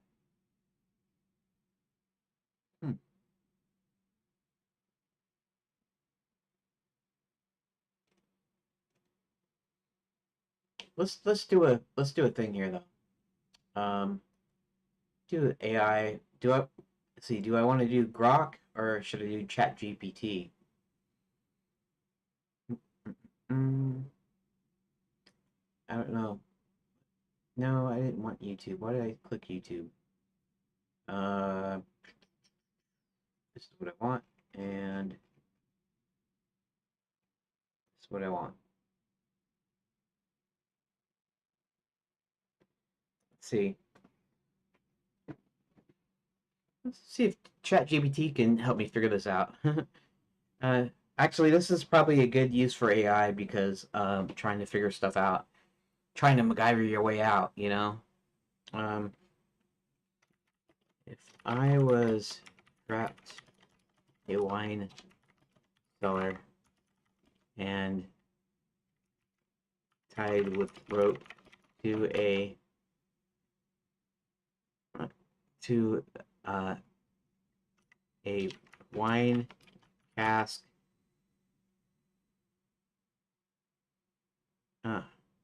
Tied with the rope to a wine cask cradle. How would I manage to extricate myself? Let's see if they. Some steps you might consider based on resources likely available in a mine center and some practical survival skills. Check the tightness of the rope knots or whether there's any slack you can exploit. Scan the environment. Look around for sharp objects or tools like broken glass, corkscrews. Corkscrew, maybe. Anything that help you cut or loosen the rope.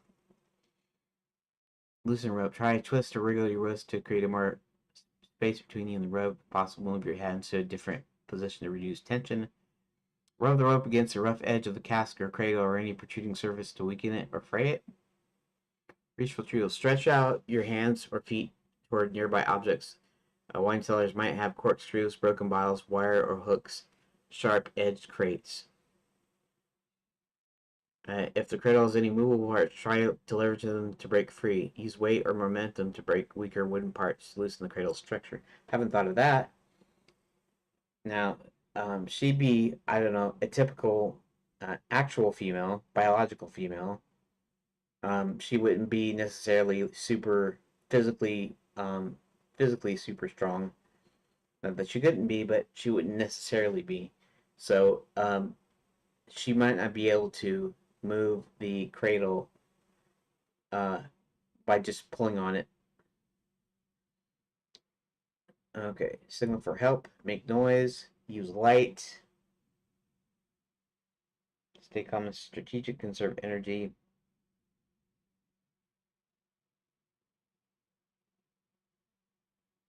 Storyline or character can make for a compelling escape sequence in your game. How did you know I was making a game? And actually, it's probably because it's memory. It's got a memory thing now. ChatGPT does, and I guess it's able to access it across conversations. So if it's in its memory, you've shared details about your adventure game development and creative process of previous conversation, including updates on your roadmap, narrative choices, and character designs. I can provide more tailored suggestions for integrating scenarios like the wine cellar escape in your game, tying them to your character themes or gameplay mechanics. Let me know how it can assist. That's great because that's exactly. So that's what. So let's see. That's what your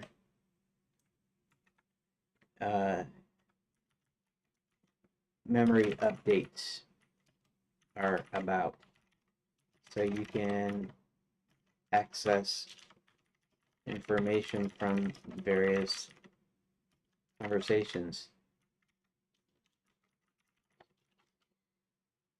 Exactly. My memory allows me to recall details from previous conversations so I can provide more relevant personalized assistance over time. For example, I can keep track of your game development roadmap, every choices, even stylistic preferences. This way I don't need you to repeat yourself and I can give advice. Okay, that's fine. Okay. So, um, based on my notes, Princess Karen is kidnapped and brought to um,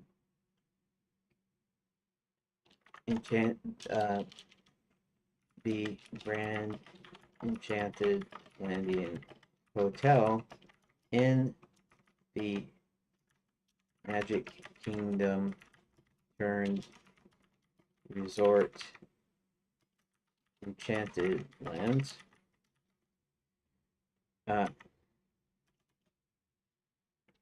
She's then tied to a wine cask,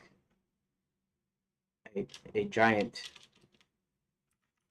wine cask in the cellar. I figured I'd have to have her tied to the cradle because I don't think there would be a logical way to tie her um, to the barrel, the cask itself. Dramatic scenario: having Princess Karen tied to the cradle instead of directly to the wine cask makes practical sense. Uh, for more plausible constraints while also opening up gameplay or storytelling opportunities. It's telling me why my decision is good, I guess.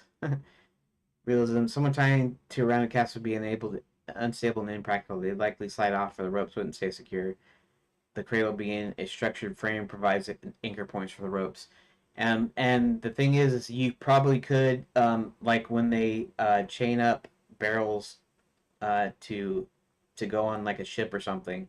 At least I don't know if they've improved or changed the technology any, but um, sometimes they tie ropes around it and they'd be tied at the bottom and they'd be able to carry it up. But as far as a wine cask sitting in a cradle, sitting in a wine cellar, you wouldn't have a way of tying a rope. Um, okay. Visual drama: giant wine casks on a cradle is visually striking, as a sense of scale and danger, especially if the cradle is rickety or precariously placed. Puzzle opportunities: cradle structure could allow for environmental puzzles such as tools using the rope, sipping the cradle strategically. That might be doable, or manipulating other objects in the cellar. Suggesting the enhance the scene in the Grand Channel Lane cellar could be atmospheric with dim magical lighting, cobweb barrels, enchanted wine bottles that whisper secrets or glow faintly.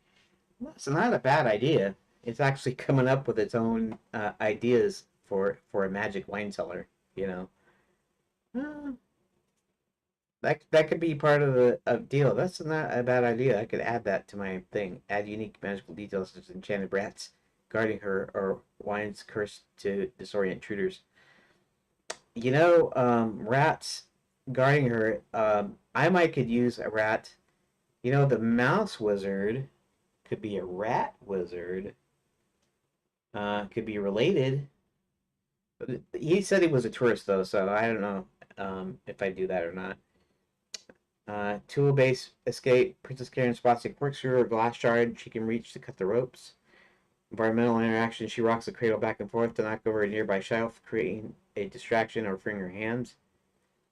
Magical element: a friendly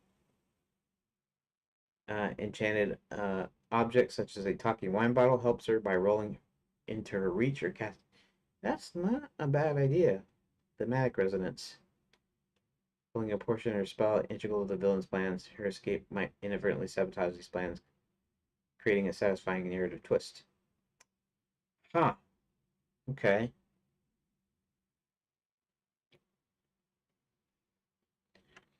So since the casks are okay, since the casks are giant and pretty stable, it's unlikely she's able to move the barrel to significantly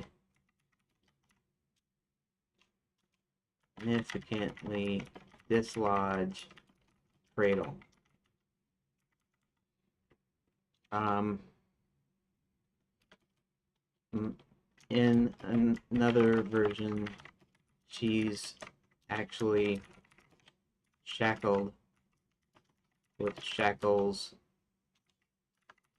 on her wrist,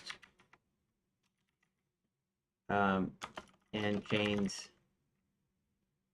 uh, chains connected to these shackles. Um,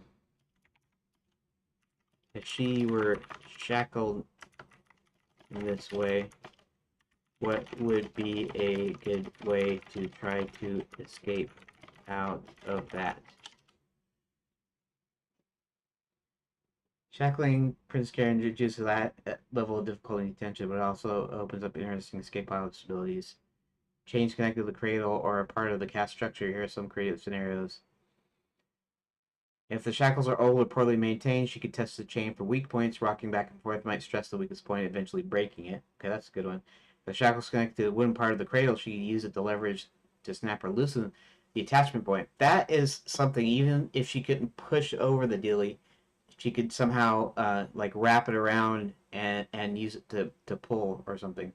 Corkscrews or wine openers, she might use a corkscrew to pick the lock of the shackles, or simply uh, if the shackles are simple, or to pry apart any wooden fixtures holding the chains.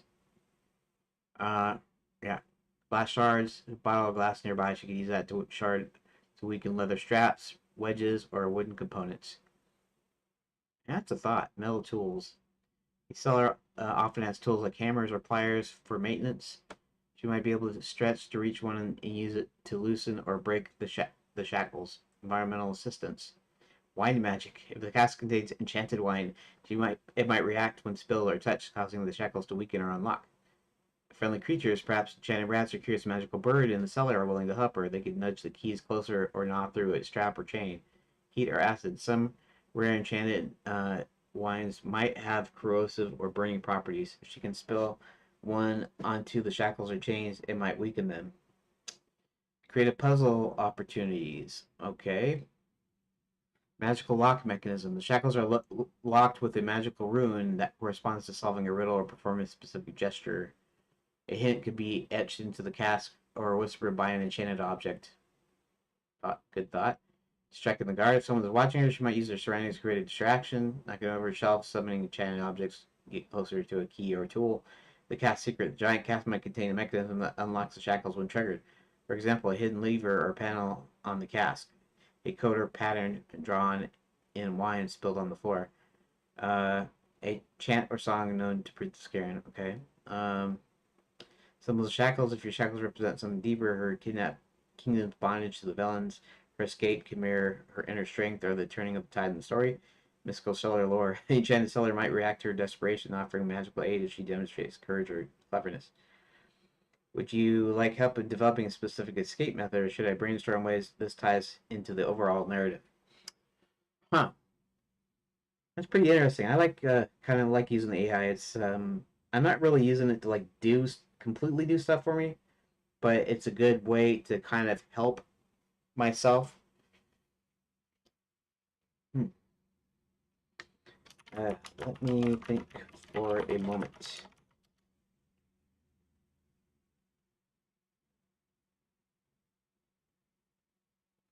You know, there's a part, there's a section in the Lion, the Witch, and the Wardrobe, uh, where Aslan is tied to the stone table, and during the middle of the night, um, Lucy and Susan watch in horror as all these mice come over the top of Aslan and seem to be doing something, and it turns out that they are chewing through the straps that strapped Aslan to the table. They were actually hurting Aslan. They were actually chewing through the straps, and so I could do something similar.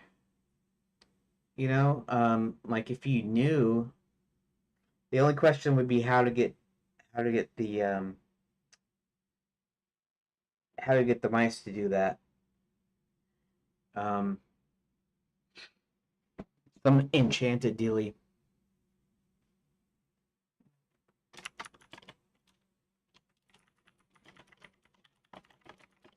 Okay.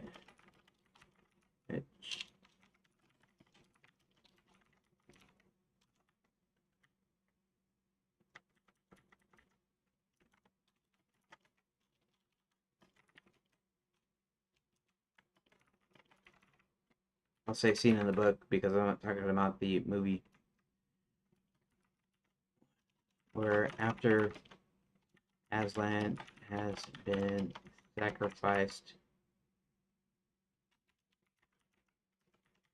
on the stone table, uh, mice come out and chew through the straps. Might do something similar to that, because something that can keep the cradle together instead of rope could be small leather straps.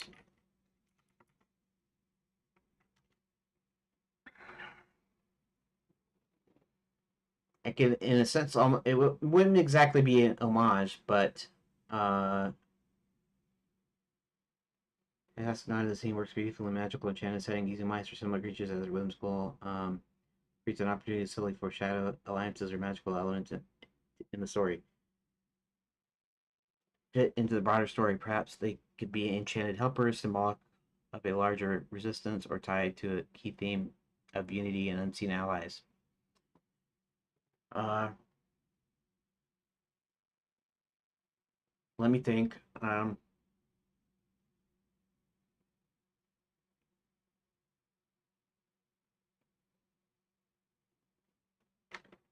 I'll think for a second.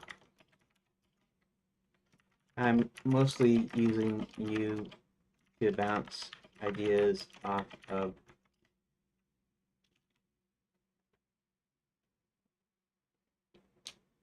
I'll think for a moment. Uh, okay.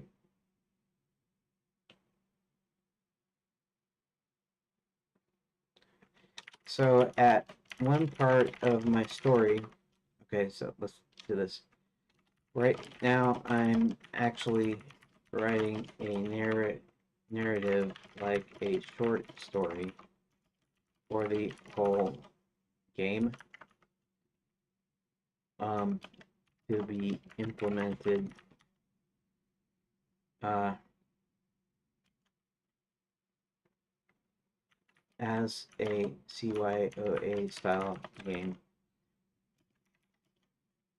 What I've already written about is a mouse wizard who claims to be a tourist that helps the wizard Hubert by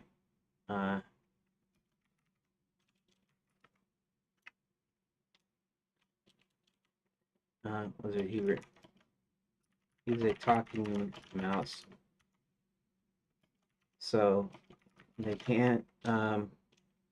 They probably aren't like real mice.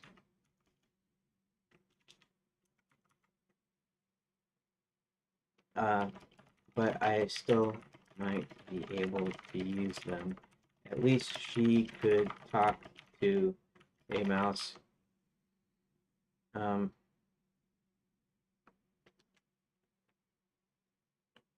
the So the mouse wizard is over there at Wizard U, not in the Grand Enchanted, but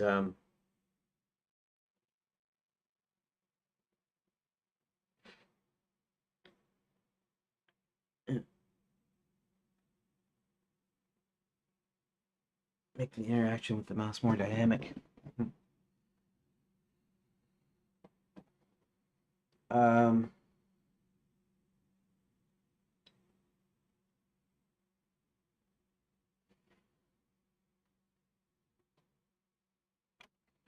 so the mouse wizard um,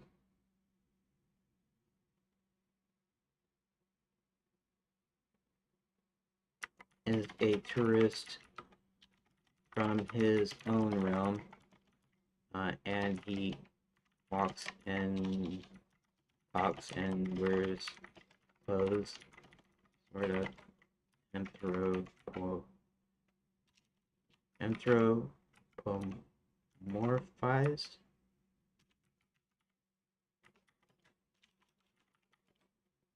Oh, come on.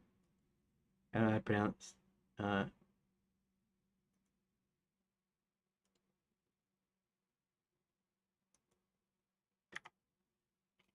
anthropomorphized. So to keep things logical, most mice in enchantment should also do the same.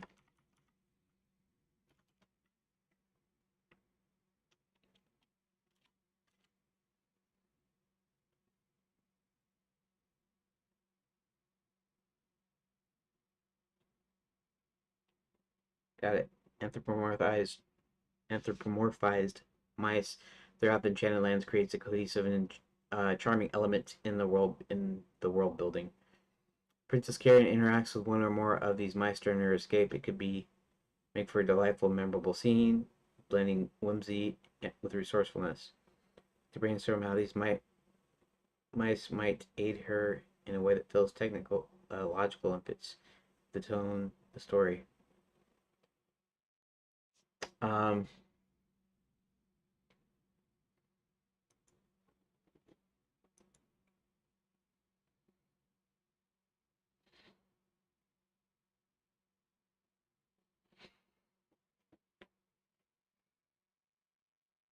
hmm, yes.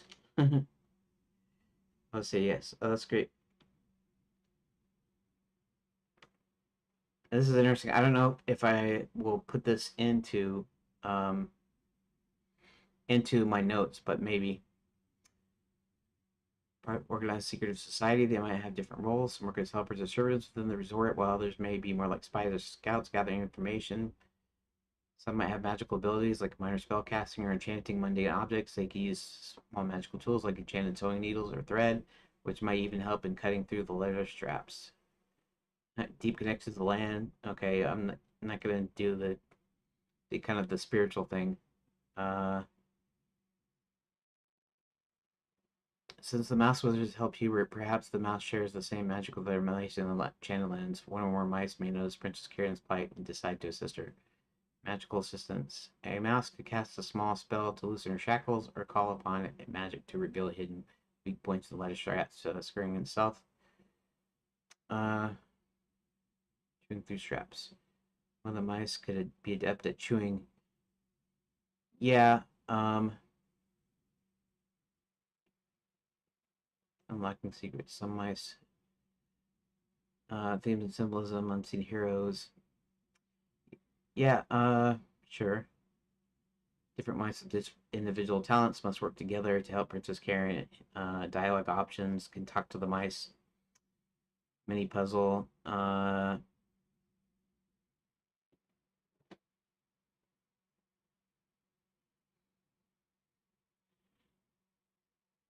Would any of these ideas work for you, or would you like to tweak them further? Okay, so let me think. Um,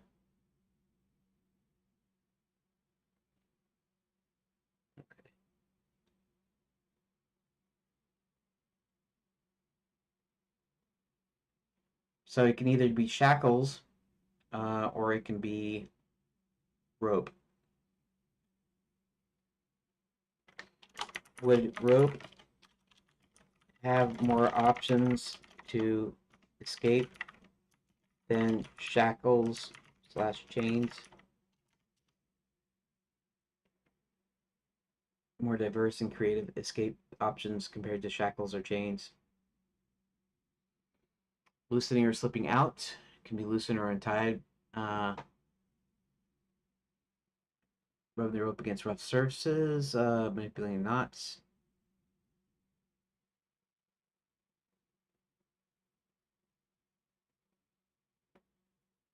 Because I think what I'm going to do is, yeah, you remember, if any of you played The Secret of Monkey Island, on Monkey Island, remember the cannibals that the vegetarian cannibals, but they lock you in this hut, and then um, you escape, you can escape, and then eventually you get caught and dragged back to the hut.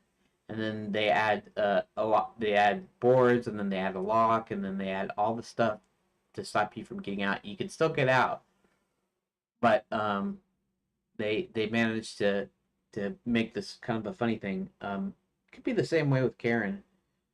She could be tied with rope, and then with chains, and then something else or whatever.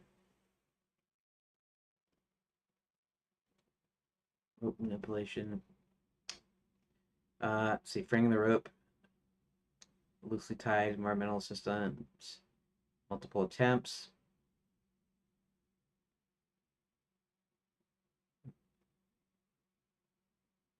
Okay.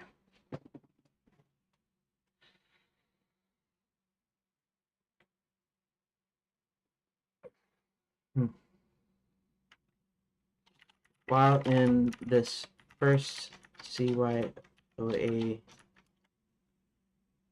style uh, phase, I probably won't have multiple uh, puzzles or options. However, when I start integrating puzzles, I can have multiple ways to escape. For instance, mice chewing through ropes, or breaking a wine bottle and using the glass cut the rope.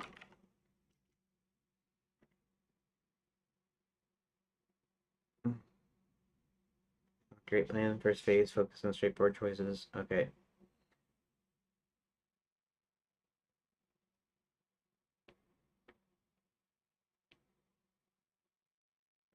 Okay.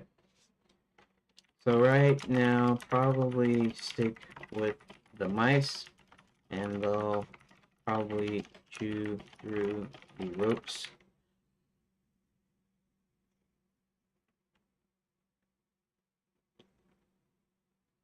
And the only question is how Karen engages with the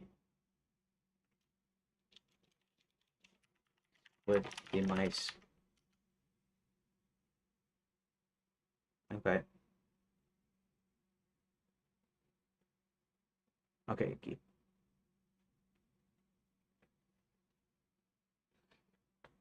Express gratitude to the mice for their help. That's not what I mean, though. I mean beforehand.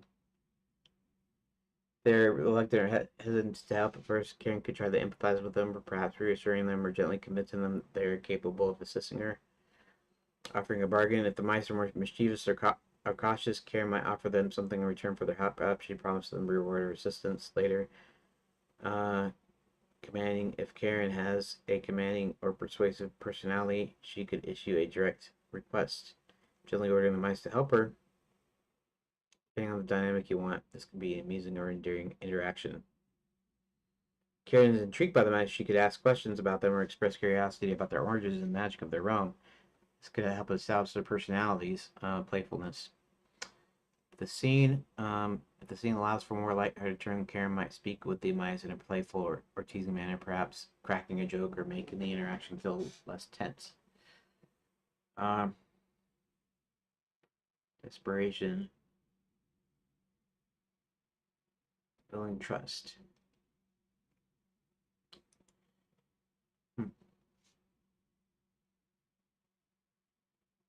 Can I free myself alone? Are you all from a different realm? If you can get me out of here, I'll make sure you get extra cheese tonight. Quickly, please, we don't have much time. I need to think again.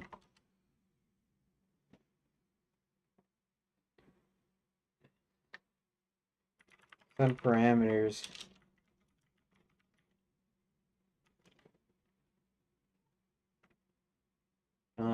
If they're part of Enchanted Lands, they might have magic. Maybe I'll make it that all mice don't have magic.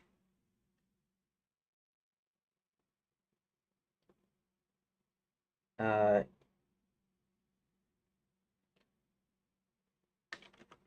Mice don't have magic other than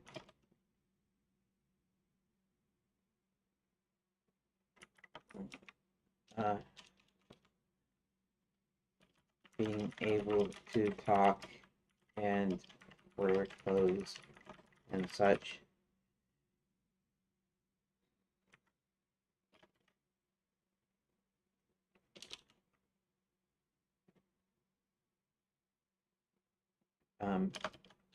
These don't happen to be tourists. Well, actually,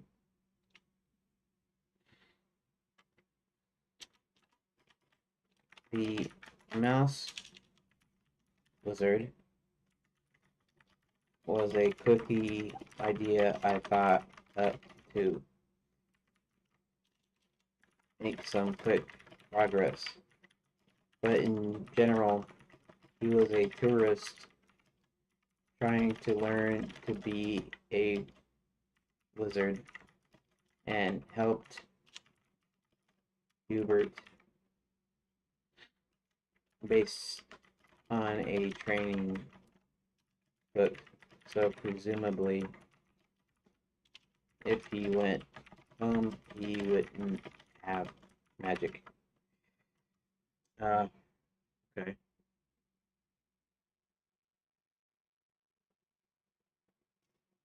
Got it. Since mice don't have magic, their ability to help with escape would be more grounded in their physicality and cleverness.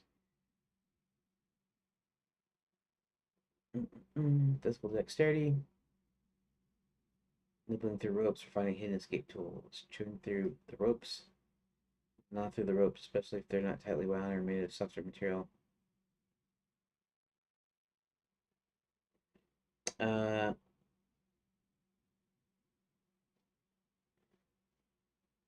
Yes. Distraction will sometimes be helping directly distract the guards. Karen could interact with them, mix of curiosity and the respect. Curiosity, okay.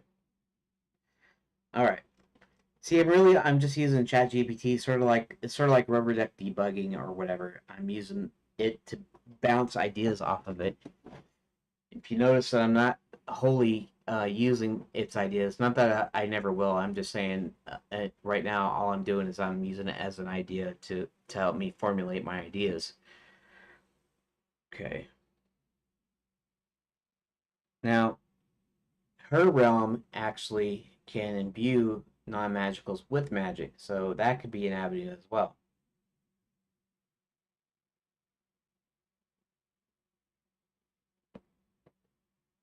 If she can do that, that means she can probably do magic as well. And you know, I didn't think about that. Well, she can do magic herself. She could probably escape and stuff. Part of the Herald's problem is half of his magic doesn't work. You know, then you have the Superman syndrome. So maybe I'll scrap that whole thing of imbuing, uh, of Karen doing that because originally the idea of them kidnapping her is because they could actually do that, which means that she could be magical too. So and that doesn't really work, does it?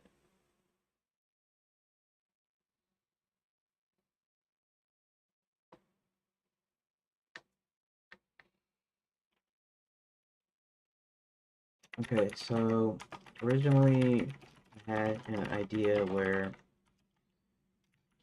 in Karen's realm, they can imbue magic to non-magical people. However, that would mean she she could uh, use magic, which means she should be able to easily uh, extricate herself. That would be more like Superman syndrome when writing characters. Um, if I don't have that as an option, then uh, what is the purpose? Uh, what could be the purpose of the villain's kidnapping her? Had access to matter, she could easily be imbued with it. Kidnapping would lose its sense of danger and suspense could diminish the stakes for the player. Is a way to frame her kidnapping and keep the tension high without even without her magical abilities. Use her as a political pawn. Perhaps her family or kingdom is powerful. That's a possibility. Dynastic control. If Karen is betrothed or key heir, the villains might be trying to stop an alliance. Okay. Karen is seen as a symbol of hope or resistance. The villains could kidnap her with the intention of breaking her will. They might want to weaken her resolve or force her to comply with their demands through fear, threats, or manipulation. And see, I'm kind of taking too long. I'm not actually making progress too when doing this. I mean, um, you know, I am figuring stuff out. I'm figuring how I want to do this. Um, but like I said, then there's no reason to kidnap her in the first place. An artifact, the key to hidden place knowledge that villains need to access. Ancient bloodline.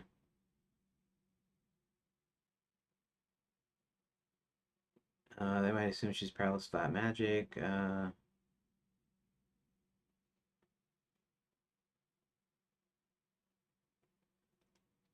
Character strengths that come from personality, intelligence, and determination.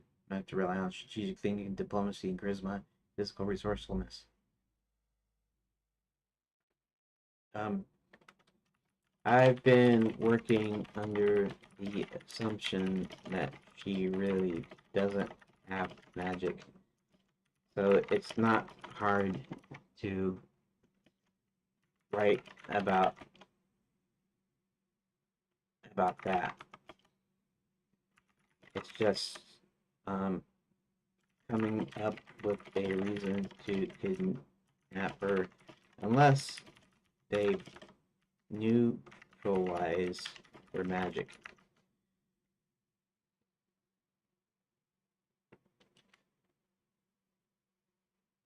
I'll have to work that into the story, but that's a possibility. Focus on external factors like her importance, especially the villains have neutralized their magical abilities. Here's some ideas. Magical dampening field. Might have access to artifact or spell that dampens or suppresses Karen's magical abilities. Special stone, necklace, or enchantment they placed around her to prevent her from. Yeah, just like they did with Superman, the kryptonite necklace, and in the original Superman movie. Yeah, magical chains. That's a thought. Magical drain, energy siphon.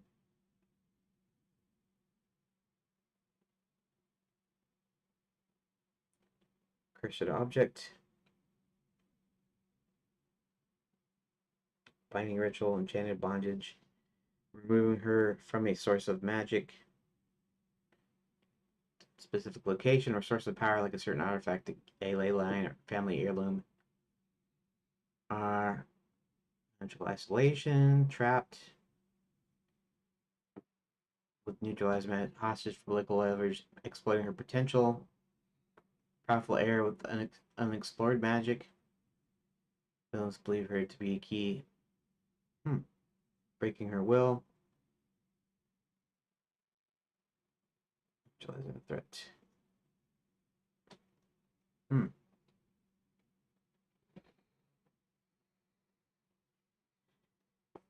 There's a thought.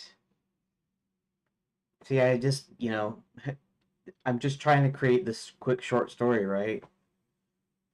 Either I create a bunch of stuff that's just kind of low quality, but just something that I can get working, or I rethink some of my ideas. So I'm not really sure. What is it? It's almost 2:30. Here, let's switch to the webcam for a second, and think for maybe I should break here. I mean, it is 2:30, and I've been going on for about 2.5 hours now. So maybe I'll take a break here, and we'll see if I have to cut it short. If I have to cut it short, and I come back in time, I could start a new stream. It would essentially just be part two, basically, of today. Let's stop recording at least for this time, and I'm gonna go ahead and go to break here for a little while. Uh, I suck at pop the chat out of the tube. It doesn't work great for me either. I suck at editing. Look forward to seeing more. Gotta go get some lunch. Have a good day and stay warm. It's a good one. I wouldn't change it up. I would change it up a bit. Okay. Danger Mouse. Probably just a British thing. I actually know what Mouth. Danger Mouse is, Rook. They used to play it on Nickelodeon here in the US in the 80s. Yeah. With his little sidekick Penfold. And yeah, I used to like Danger Mouse pretty good. I used to watch it. Anyways, cut to commercials. Yeah, that's yeah. I should have some commercials, some I make up and actually put it in during my quote unquote breaks. Although 30 minutes of commercials, I don't know how that works out. But anyways, I'm gonna go ahead and just cut the mic and switch to the please wait for a little bit while I stretch my legs.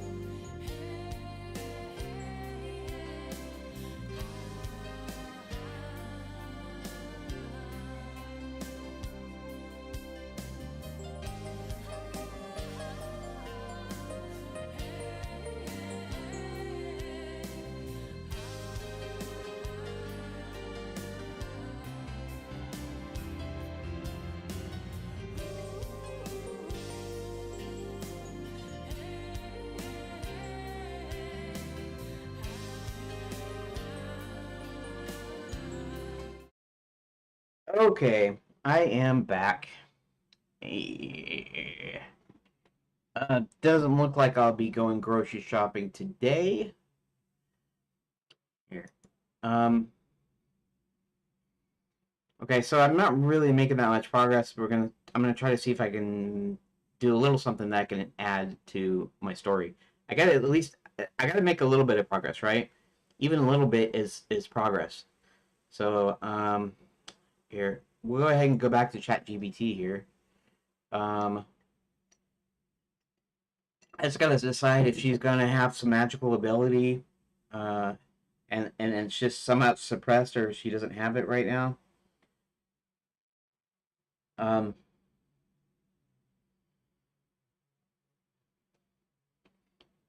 um, or maybe she is.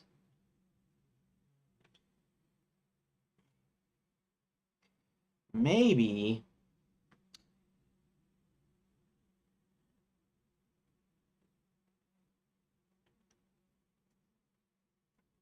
Hmm.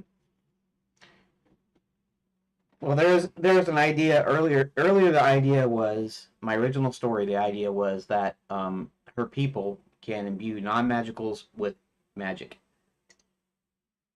That would presume that her people are magical, so that they can have magic. And if that's the case, then why can't she use her magic? Uh, I have a reason for Harold, or his old name was Harold, so that's all I keep remembering is Harold.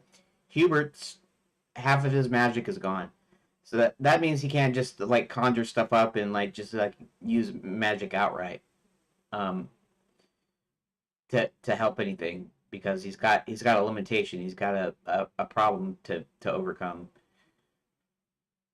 Um, but she's able to do magic, you know. Maybe there should be some sort of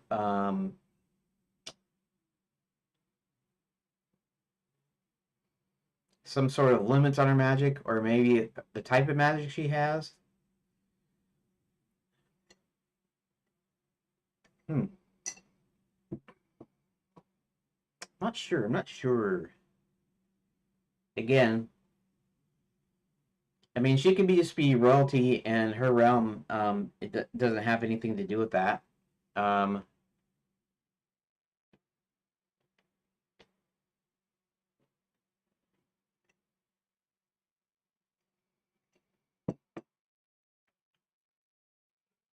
I could have a some sort of other thing because what Max is trying to do, one of the deals is an army for himself. He wants to use the tourists. So part of it, and it's actually admittedly an extreme part for a kind of an all ages appropriate story, as he is doing these experiments where he'd inject people with this quicksilver, which is this magic deal, and of course, doing that might tend to kill somebody or some negative effects. Might be a little bit too extreme for my type of story that I want. He can still conquer the realms. He can still use he could use some sort of spell to make the tourists like zombie like, something like that. Um, now the one of the things that the magic does now the magic okay, so it's sort of like contemporary like electricity and stuff. So they have two-way magic mirrors. They have magical lighting from coming from a coming from a quicksilver source. Maybe it's used. I haven't really decided whether it's going to glow intrinsically or whether it's used as a power source for something or whatever. Um, but uh, but the idea is stuff like the flying trains and lighting, and they've got maybe they have plumbing. Maybe it's some sort of magic that gives them hot and cold water or something.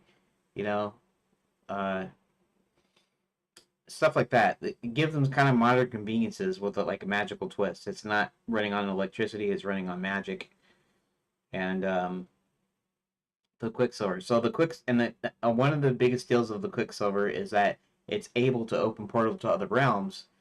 But it's like you can only open like one portal at a time, so to speak, off of the one source. You know, you have a little bit Quicksilver, you say some magic words, or you rub it, or there's some way that invokes the portal, that opens the portal, and it's just for whatever piece that you're using, and like almost like a one-time use. It's like a one-time use sort of.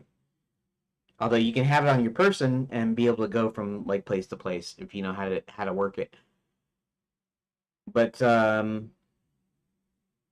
and so he wants a machine that allows him to use uh, more Quicksilver so that he can open multiple portals at once. Okay, so that part of the story is so fine.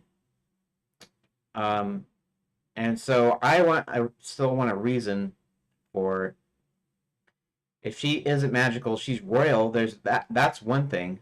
Uh, Maybe her world, they have a way of refining Quicksilver that makes it a ton more efficient. You know, maybe they're only able to extract with the current methods like 50% of the magic from the ore. Um, but her people have found out a way of extracting 85 to 90%, right? That would kind of make sense.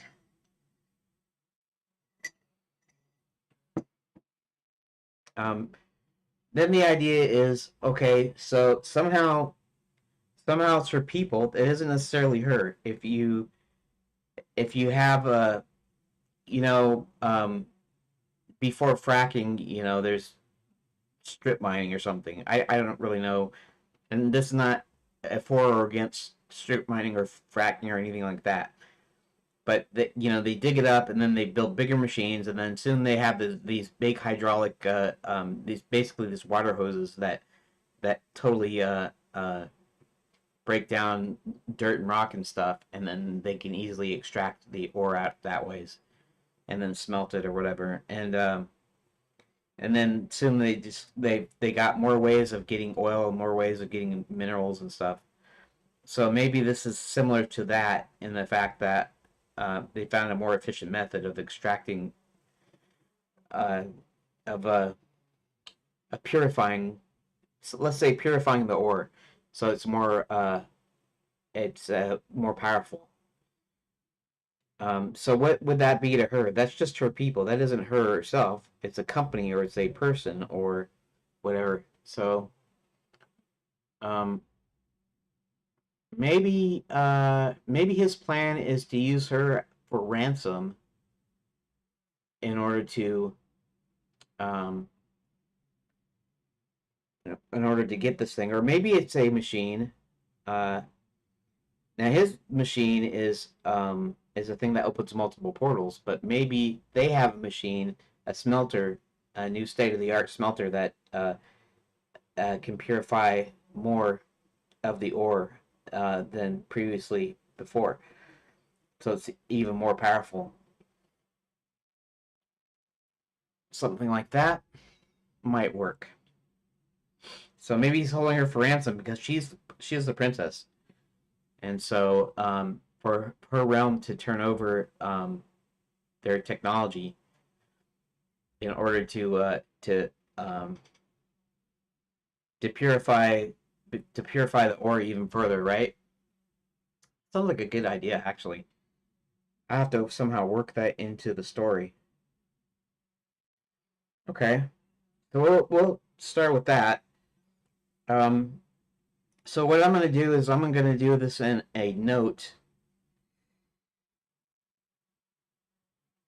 Um, okay, let me grab one of these separators. I don't know how long it is. I just did it to where it didn't extend to the next line, and then and I'll just use it as a thing here. Okay, so originally her people had a way to imbue non-magical people with magic, but that would make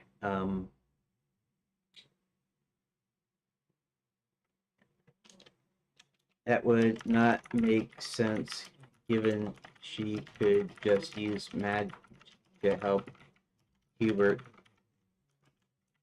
or extricate herself from some difficult situation.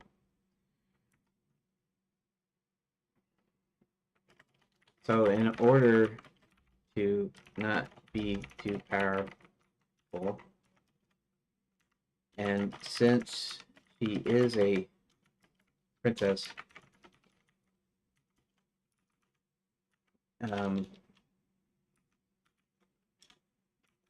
they've actually kidnapped her to hold her for ransom later, because her people, her realm, found out a way of purifying Quicksilver to 85%, whereas people in the lands, people in the lands were only capable of 70% purity. Here we'll say 85 to 90% of about 70% purity. And then so this kind of makes it a sense now that she doesn't have magic, and that's not what that's about. And also, I won't be doing the experiments thing. He will be capturing tourists, though, and he will be actually using them to do his bidding. He'll just cast a spell on them to work for him, kind of like zombies, and kind of like the old definition of zombies, not actual zombies, not flesh-eating, brain-eating, whatever kind of horrifying thing. But the old meaning somebody that's been, there was rumors that for some voodoo practices or something, they would drug these people, and they would be so out of it, they'd be it's almost like they're Walking Dead. That's kind of where the term Walking Dead kind of came from.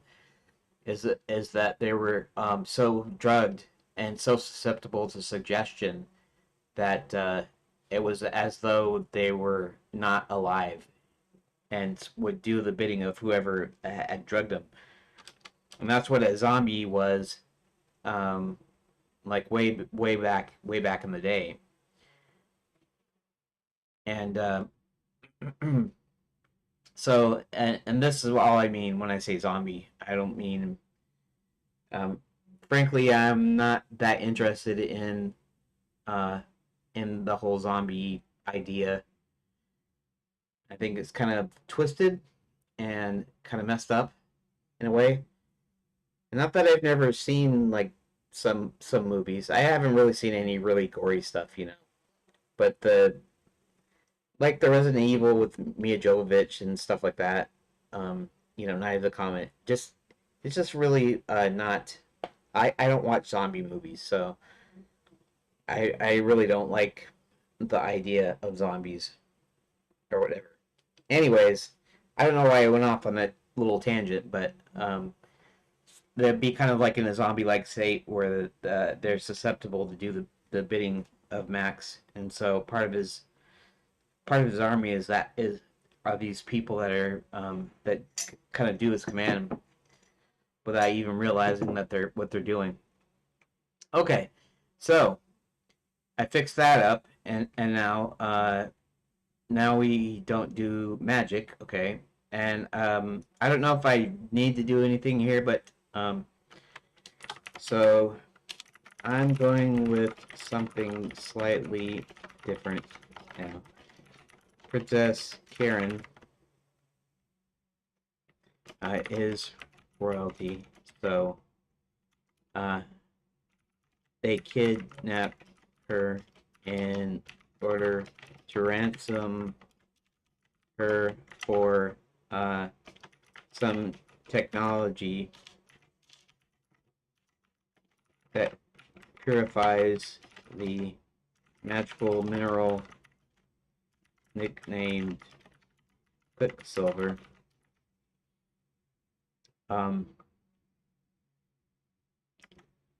From 70% to about 85 to 90%. Quicksilver is basically what Enchanted Lands runs on. Magic mirrors, flying trains, and the like run on Quicksilver. Okay.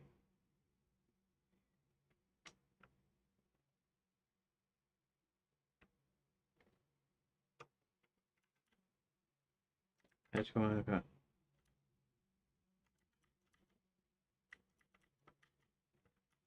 that her realm developed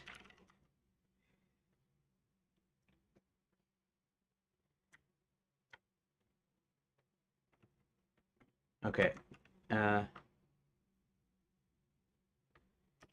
So she has no magical ability, which is okay because I haven't really done anything with her concerning magic.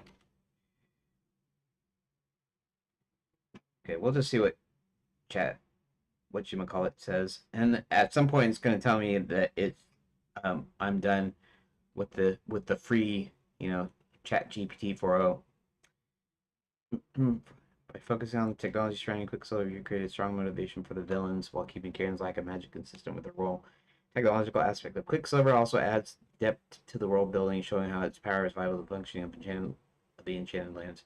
With this premise, the tension stakes increase. Karen is not just a political figure to be used, but is directly connected to the valuable resource, which makes her kidnapping all the more urgent and dangerous. This also opens up new avenues for the plot development, as Karen's family or kingdom would likely react to this ransom demand in significant ways. Okay, so now we get back to escape.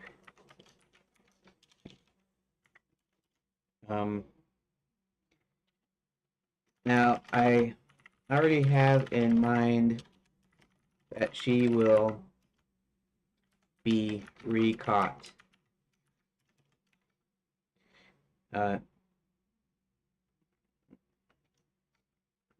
Even though I wanted John to rescue her, I didn't want her to do nothing. In fact, when I was going to have you play all the characters, she needed some puzzles to solve. And I'm still thinking about letting you play all the heroes and villains. Let's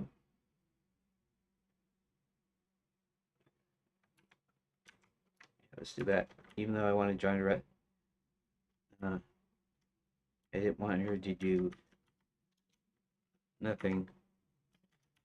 After these facts when I was okay.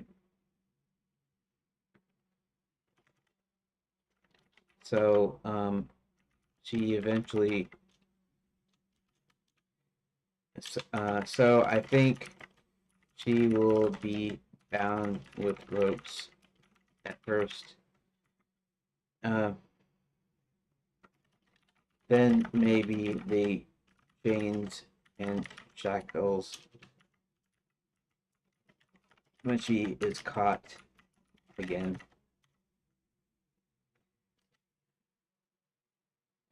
And so since I added that little mouse character, starting with the ropes gives her a chance to gauge your surroundings, possibly escape the second time around.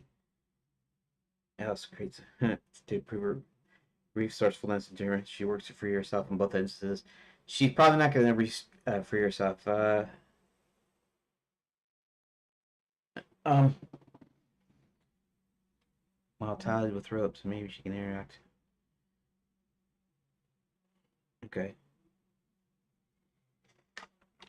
Well, not really, because I'm not doing puzzles in this phase. I'm just coming up with what's going to happen because I'm writing this narrative for the first pass of phase 1 CYOA style game.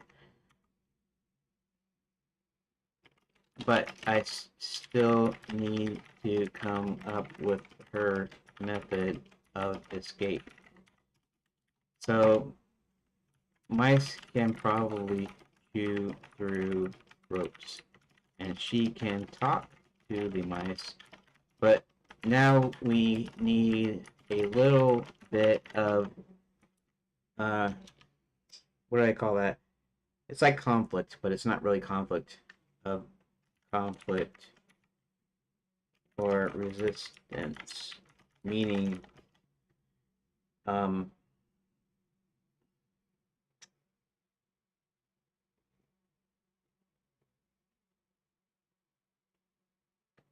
well,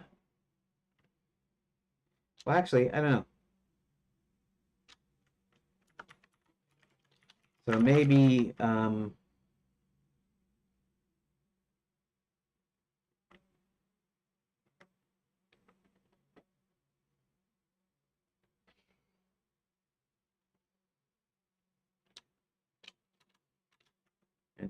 they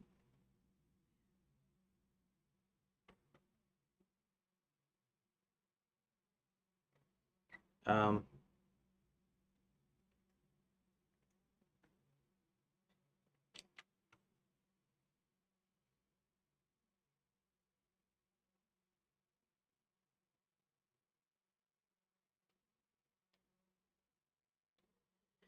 then it sounds like focusing on character interaction with the mice is a great solution to communicate. When I add some depth to the scene, you can make it so that the mice are hesitant and nervous at first.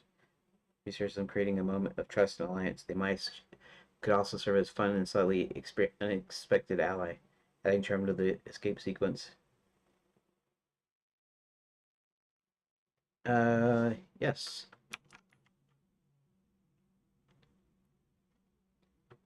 Yes, that would be fine. So, yeah.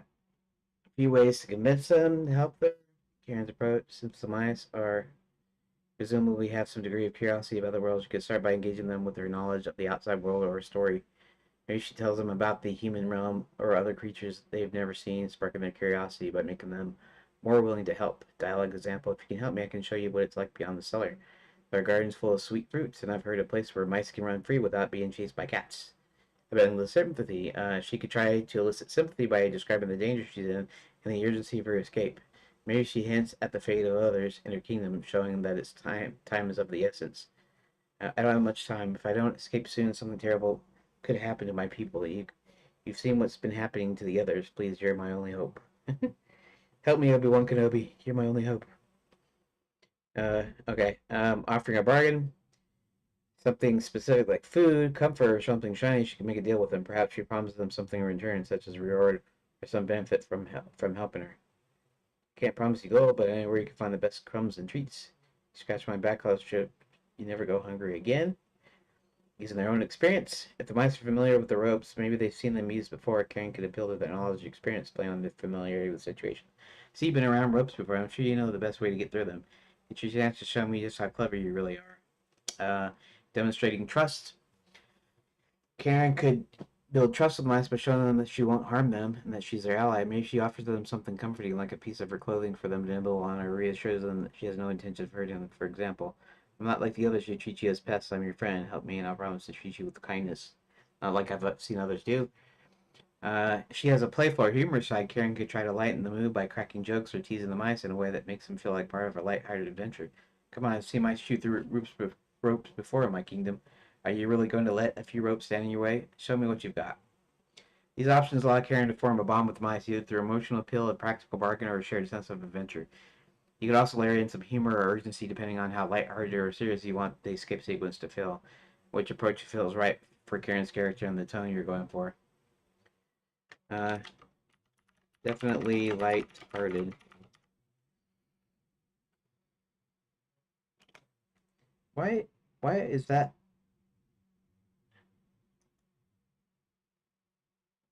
Why would that be a wrong spelling? Define hearted. Having a heart, having such a heart, regarded as the seat of affection, disposition, or character. Shaped like a heart, chordate, seated or laid up in the heart. It's a real word, isn't it? Okay. Uh, Wait a second. Wait a second. Hmm. I forgot. I'm on stupid. Whatchamacallit. It's okay. I mean, I'm saying exactly what ChatGPT is showing. Uh, and I did it again, but I guess I don't know. I guess I have to just get used to streaming and whatever. Okay. So basically, if you've been listening, probably nobody's listening now because I spent so long on my break or whatever, which is okay, I guess, but whatever. Um, Definitely lighthearted. It is an all ages appropriate 2D animated. What am I gonna say? Fantasy comedy adventure. Obviously, the 2D animated part is going to be in the future.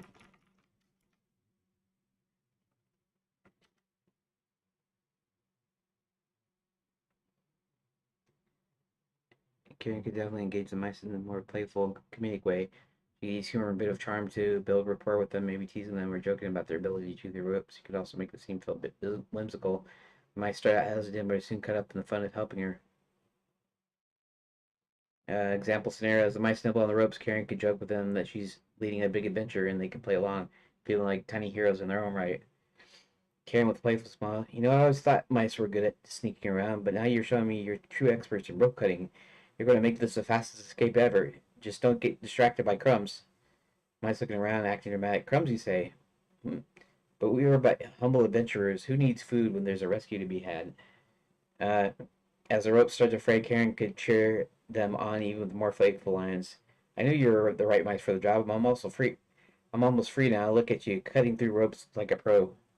The humor could continue as Karen tries to get free, making light of her situation, celebrating little victories with the mice. This approach will add a lot of charm and keep the mood fun and light. Let me know if you'd like to expand this scene or discuss other elements. Hmm. Okay. You've given me enough ideas. I still rather uh, actually don't need to really say that. Um, so I'll try implementing some of them. Okay.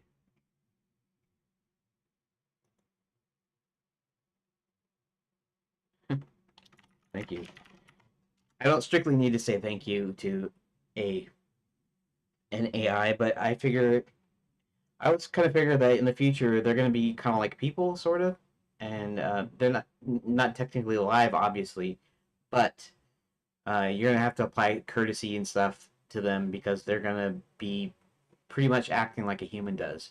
And so while they may not feel anything, they might still act disgusted if you're rude to them, or stuff like that.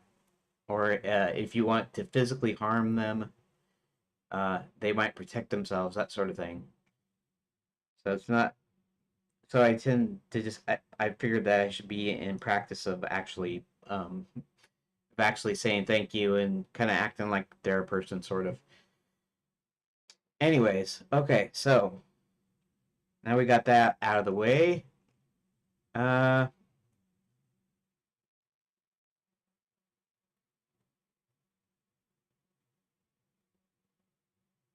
Technically, the rope was tied to the cradle as there wasn't really a way of wrapping the cask. Okay, now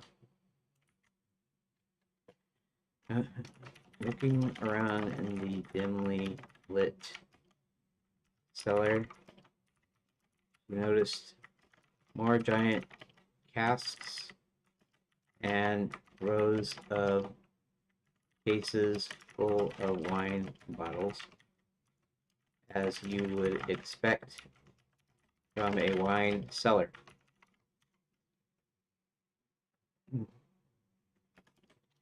You tried the obvious first, trying to get free of the ropes, but they were too tight for her to find any purchase. So she tried the next thing, which was screaming for help.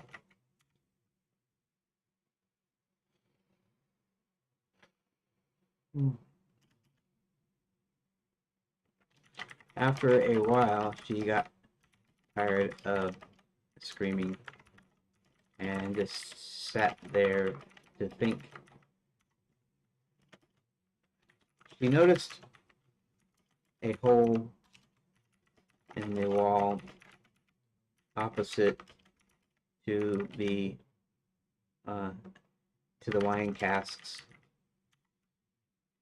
She noticed. I always leave these letters off too when I'm typing. It's annoying. Okay. All right. Here, actually, here. Let me check something real quick. Um. Let's see here. uh. Oh, I am recording. That's good. That's good. That's all I wanted to know. Let's switch back here. And let's go back here. You should be seeing me now. Awesome. Yeah, I didn't think about it too. If I know this is a conversation you were privy to or whatever, but I was talking about uh, IRC popping up and some language in the IRC channel, and I was going, maybe I shouldn't put IRC on the screen anymore. And someone suggested that maybe I set up a separate monitor, and I can do that. I actually have a 1080p TV. It's a little 20 something inch. It's smaller than my monitor, but I can use that as a secondary display, and then I could put IRC, and I could even put YouTube, my YouTube channel, my actual streaming video on there, so I could look occasionally. I could look to the side and see um, uh, whether or not I had it going or not. In fact, that's probably a good idea. The only problem is I have my desk, even though it's fairly big, it's like 80 inches across. I have the drawing tablet over here, and I could move it and stuff. In fact, I had it for a while. I had the drawing tablet kind of sitting sort of in front of the secondary TV that I was using as a monitor, and it kind of works, but it kind of crowds you out too, because especially when you need to use the tablet, right? You have to put that in your lap, and so I have to sit back. And then when I put it back, I have to have room for the monitor, the secondary TV, and my mouse and the drawing tablet. So it kind of crowds things a little bit. That's kind of why. This isn't exactly why I took it down. I took it down because I was changing deals. I was getting this new video card and stuff, and I just haven't put the other thing back up yet. So, but I might should do it anyways because it probably helps with this sort of thing.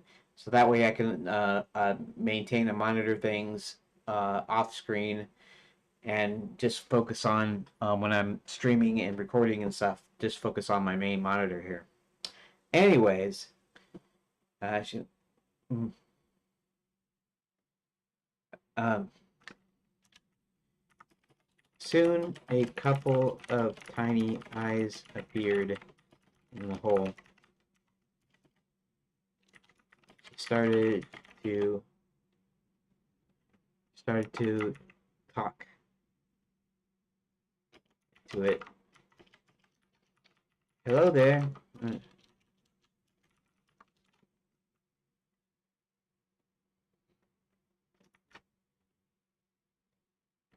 Um, the eyes only continued to stare.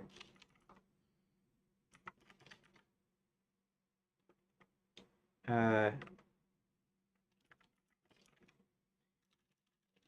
I'm trying to think of how she interacts with it at first. It's gonna be the mice, but she can't really see it. But you kind of know if it was like a mouse hole and you seen these little eyes pop out, and even if you couldn't see anything else, you'd know it was a mouse. Um, and then she could ask them if they talked because sometimes animals talk and sometimes they don't, right? Doesn't mean all animals talk. It just means sometimes they do and sometimes they don't. Uh,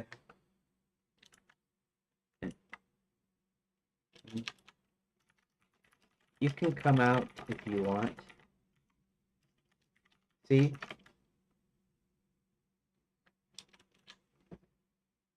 You can come out if you want. See? I'm all tied up. I can't, I can't, I can't hurt you.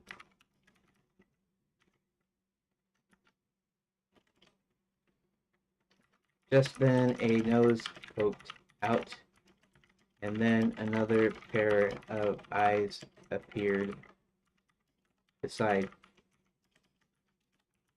Come on. Need someone to talk to. I need someone to talk to.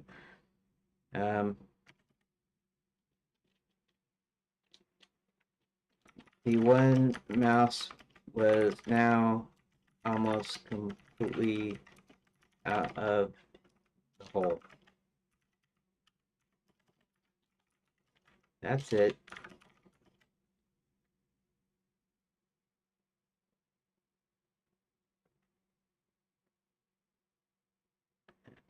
I won't hurt you.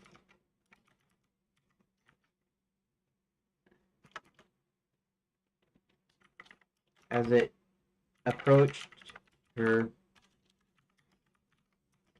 it cocked its head to one side.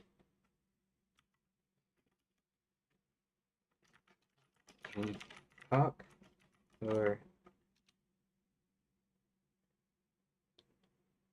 or at least understand me? Of course I can talk.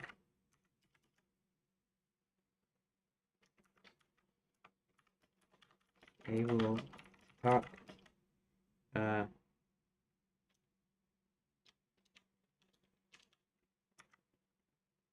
I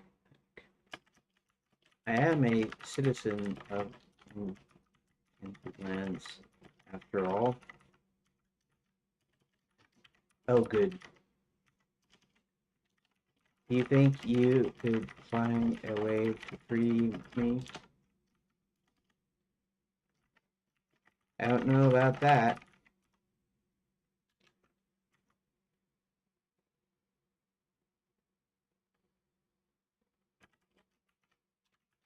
My mom always told me.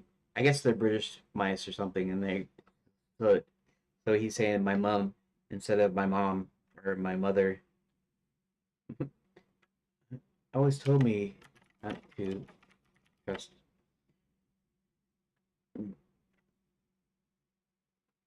trust things many times larger than myself.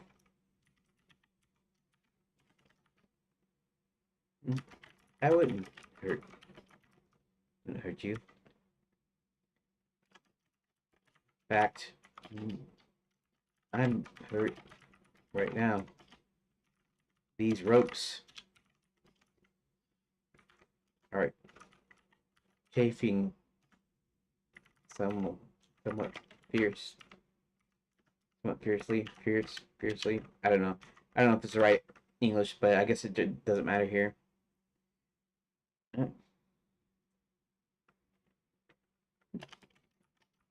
How do I know you won't gobble me up as soon as I free you?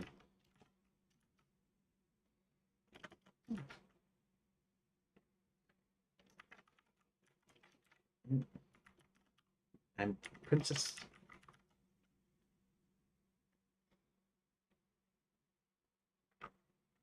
Karen Elspeth.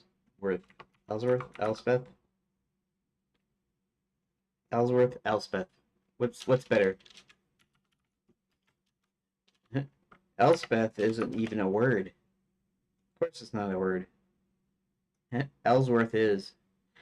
Let's look that up. Let's see if we can look that up. Let's see if that's an actual name because I thought that was a real name. You know, I didn't just kind of make it up exactly.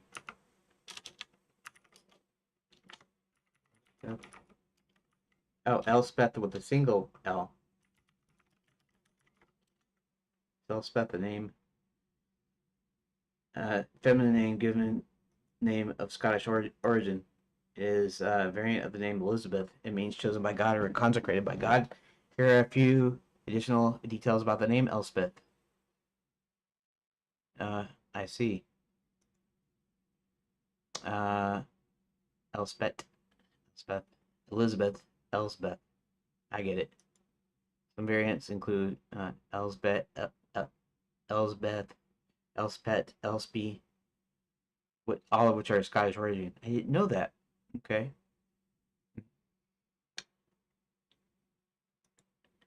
Can it be used as a last name? And would two L's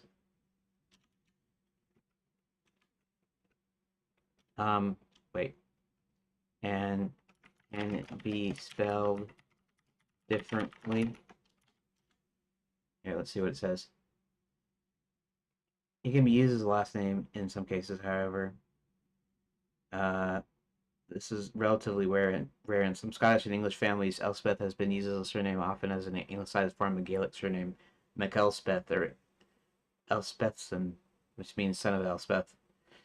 Different spelling, it can be spelled in different ways. Okay. Elizabeth, basically. Elspeth, Elspie, Elspethy. Yeah, but it's not the same name. Huh. Okay. What about Ellsworth? What about Ellsworth? Is that a last name?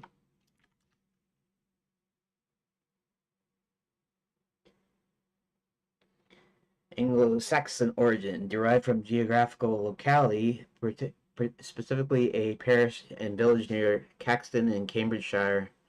The name is a locational surname originally given to local landowners and the lord of the manor, and was used as a means of identification for those who left their birthplace to settle elsewhere. Ellsworth, the surname is derived from Old English name Ellie and Worth, meaning enclosure, homestead, village, hence Ellie's enclosure. Ellsworth, a variant of Ellsworth's surname, also originating from the same geographical location in Cambridgeshire or Cambridgeshire. I always, when I see Shire, I always pronounce it Shire. Of course, I'm not British or UK or anything, so yeah, I'm just an American, just a poor, uneducated American, with the name recorded as uh, Ellsworth in the Saxon Diplomatic Codex dated 809, and Ellsworth in the Domesday Book of 1086. I'm sure that's Doomsday, but probably spelled with dome. Interesting. Recorded in various forms, including Ellsworth, Ellsworth, Ellsworthy, and countries such as Canada and the United States with a significant presence in England, particularly Cambridgeshire and West Yorkshire. And now Yorkshire, I pronounce that Yorkshire. I wouldn't necessarily pronounce it Yorkshire. Um, and maybe you don't say Shire with any name to it. Maybe it's always kind of the shortened form when it's connected. But anyways, 13th century. Okay, so maybe what I'll do, I mean, even though else, well, I don't know. Let's see something here. It's not usually here. Let's give it one L because that's the proper. Okay,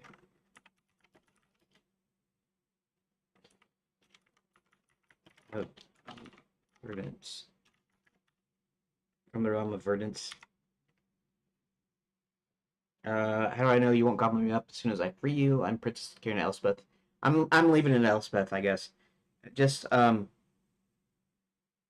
let's add to dictionary because that's is the spelling of it anyways. Verdance shouldn't be added because verdance is not a real word. I just took it from the word verdant, which is a form of green or greenery. Okay, Karen. Okay, Elspeth from the realm of verdance. Um, which means I am royalty. Um, okay, so she's gonna be a little bit stern with them, which means I am royalty, and as such, I do not lie.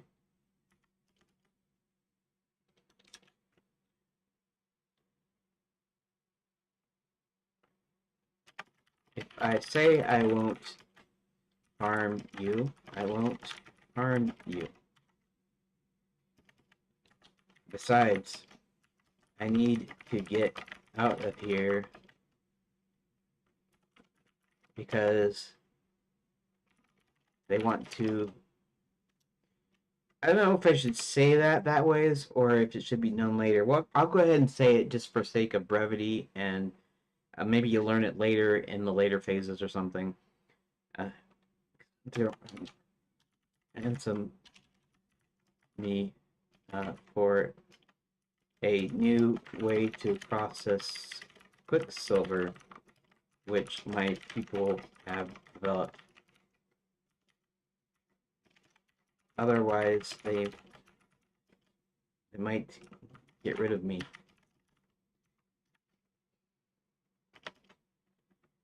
Still a little nervous. The mouse approaches cautiously and starts examining the rope around her hand. He then starts to nibble as she giggles, saying, "That tickles." Um, Knowing it's a bit tough to chew through, he backs off.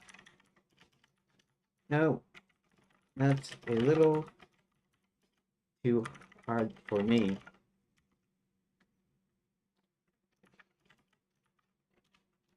Then she, thinking quickly, replies, I thought you mice could chew through anything. Hmm.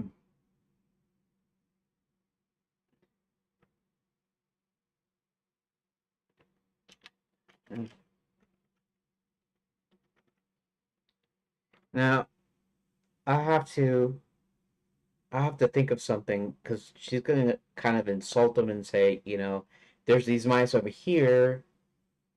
I was over here and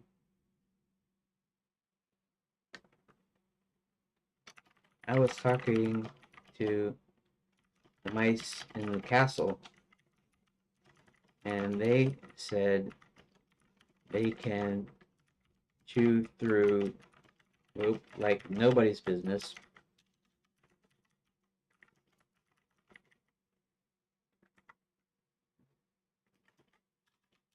And that everyone else are just amateurs. They did they?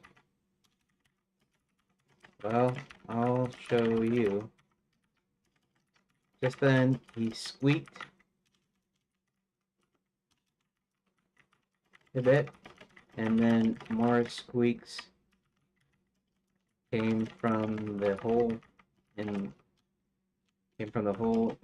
the wall, and soon there were tons of mice pouring out. So much so that Karen almost had no room to move.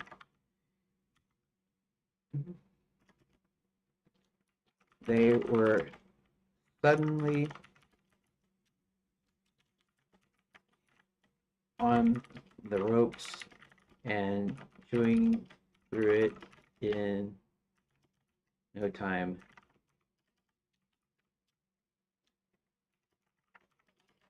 When she was finally free,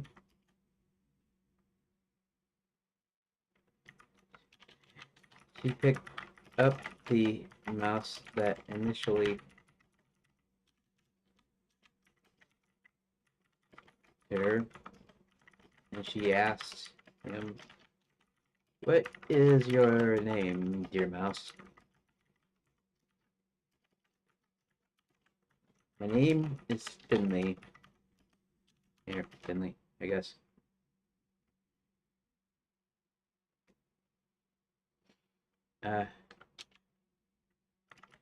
Yes, service. And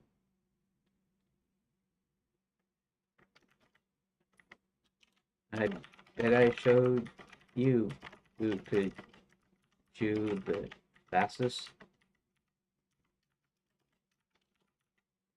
That, Finley, is an understatement. What? Oh, understatement. She then kissed him on the cheek and put him back down. Now I must go and see if I can get out of here. Okay, awesome.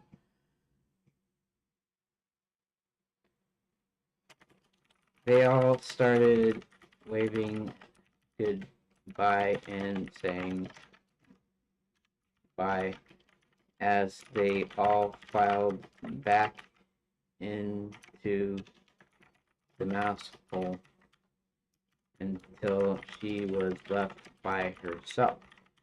Awesome. So, granted, I did. Okay, so granted, I didn't get that much done again, but hey, I did get some done, and uh, Now the next thing I'll have to do, and I guess I'll have to do it later. I'll see if I can put a few more lines down here, but I guess we're gonna have to have more days of writing the story. Although what I might do um,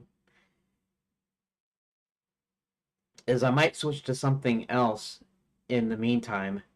Um, I'm not exactly sure. I guess I could start breaking it down next week, like I should anyways. Or maybe, yeah, or maybe I'll do it part of that and part of this. Like I'll start breaking it down and then yeah, I have to see because this thing needs to be finished. The story needs to be finished for the game itself, for the new game, for the choose your own adventure style game. And it's not all going to be code, and it's not all going to be me typing in stuff. Actually, the story stuff, once it's knocked out, uh, after the first couple of phases, when I got most of the story locked down, I'll just be doing the implementation stuff. I'll just be adding some stuff. I'll be actually doing content, making graphics, making sound and music, that sort of thing. So, um, so yeah, I didn't really get the whole story thing done this week. So I'm still gonna try to get this all done. This game, the phase one, I'm gonna try to still get done by the end of January if I can. Okay. Anyways, let's see. Now she's got to get out of.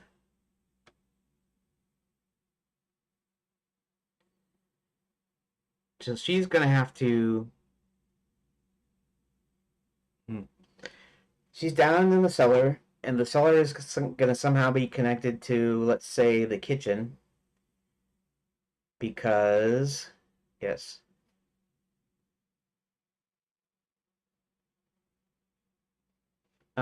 Maybe I can get ChatGPT to give me a few ideas here before we go too. Um, okay, so I have gotten Erin out of the uh, ropes, and now she's ready to try to escape. Um, I need some ideas of how the hotel would be laid out, because she ends up finding some important information. Um, Shoot, maybe she finds out all the information here. Normally, you do that in a plot point. Like the first plot point would be you find out, okay, he's back in the land, and and then the midpoint would be, the midpoint might be the fact of what his thing is trying to do. But this is still part of the midpoint. I guess that works. Anyways, I don't know what I was thinking. Um, okay, laid out. Um, because she ends up finding some important information that's going to help John and Hubert. It's going to reveal Max's plans to John and Hubert. Um, so she needs to try to escape, and also she still ends up getting caught. So, where might our villains be having information? It's a hotel. The wine cellar would indicate it's part of either the restaurant or kitchen,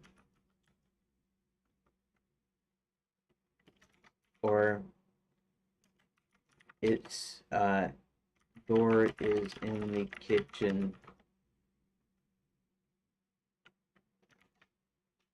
that's just outside or to the back of the restaurant.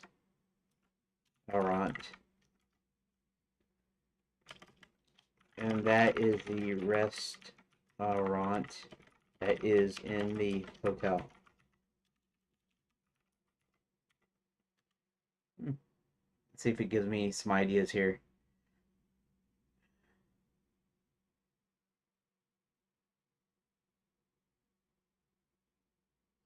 Wine cellar located beneath the hotel, behind or near the kitchen, where she's initially imprisoned, tied to the wine cask. Narrow, dimly lit hallways, crates of wine bottles, perhaps even stored. Okay, that's fine. Kitchen directly above or connected to the cellar. Uh, Full of equipment. Also be a place where she can hide behind tools. Okay, that's all fine. That's not really what I was hoping that it could tell me of how the connections go to where she's in a place where she can find this important information. Main dining area, grand large space. Villains are hiring could gather here discussing plans while enjoying meals. Restaurant might have a private area, VIP section where the villains often meet. If Karen can sneak through there unnoticed, she might uncover conversations or spot important documents that reveal might explain. Hidden corners of the kitchens, back door, lobby reception area, front area of the hotel, a grand lobby with a reception desk and a few guest rooms lining the corridors. This could be where the guests come and go, but serves more public area of the hotel. The villains could have a few rooms here, although they may be more discreet in their dealings. Guests might not be aware of the villain's true intentions. Karen could potentially disguise herself and blend in with the guests, although this would require some creativity. Upper levels hotel might have a few private rooms or an office for the villains' meetings. These rooms could be where Max and associates write. If Karen makes her way up there, she might find important papers, maps, secret passage or hidden room. Okay. Potential escape routes and obstacles. Back door to the kitchen. Karen could escape through this exit. She reaches it unnoticed. Through the restaurant. Staircase to upper levels. Okay. Eventual capture while providing ample room for tension. Okay, so here's the deal. She needs, okay, so here's the deal. The hotel, even though it's technically open, it's not really receiving guests. In fact, the villains are using it as sort of a base of operations while they're trying to find their way into the castle. The castle is the real castle where the king rules, but it's being used for administration, i.e. running the kingdom. Administration, in other words, running the kingdom. It's also where guests check in, typically after going through a portal. The castle is in the clouds or air.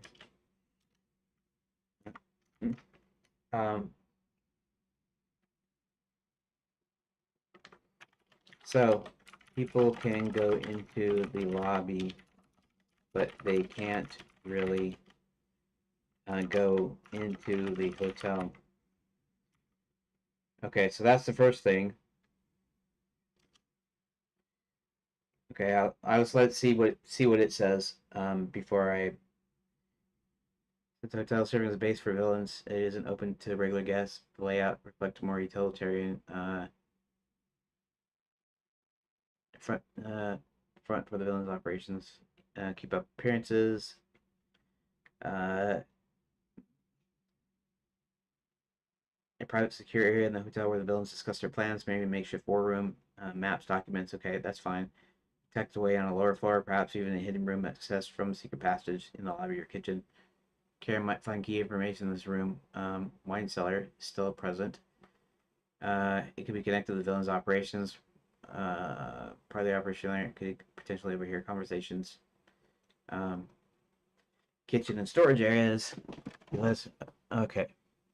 For levels and secret rooms. Right. The hotel could have a private room that leads to the castle portal. This might be guarded or hidden, but it's the only way the villains can get to the castle in the clouds. Okay. That's alright. That's not a bad idea, actually. The castle portal. A portal was going to be one of the ways that I would possibly have them be able to make it up to there.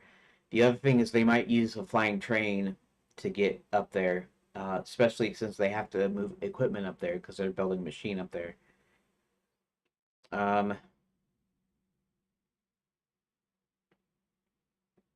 Let's see, it's 4:30. I gotta wrap this up here in just a sec.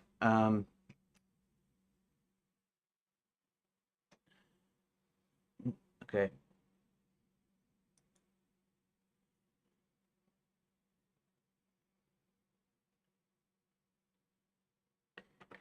So it would probably be prudent that there's an office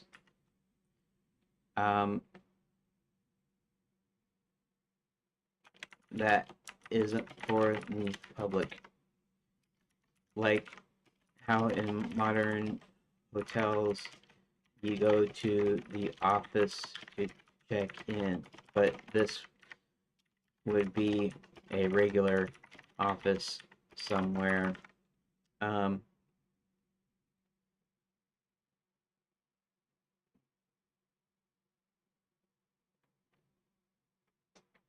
Somewhere that's not where you check in.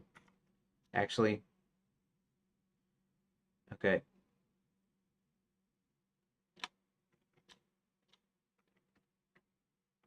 There's an office for official business that isn't conducted in the lobby. Maybe the books are kept there or whatever. Okay. Secondly,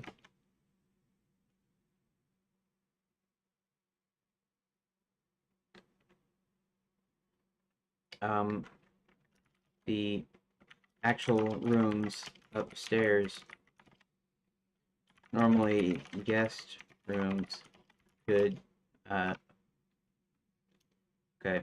let me think.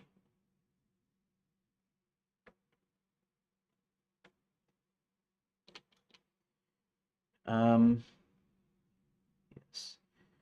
Yes, yes.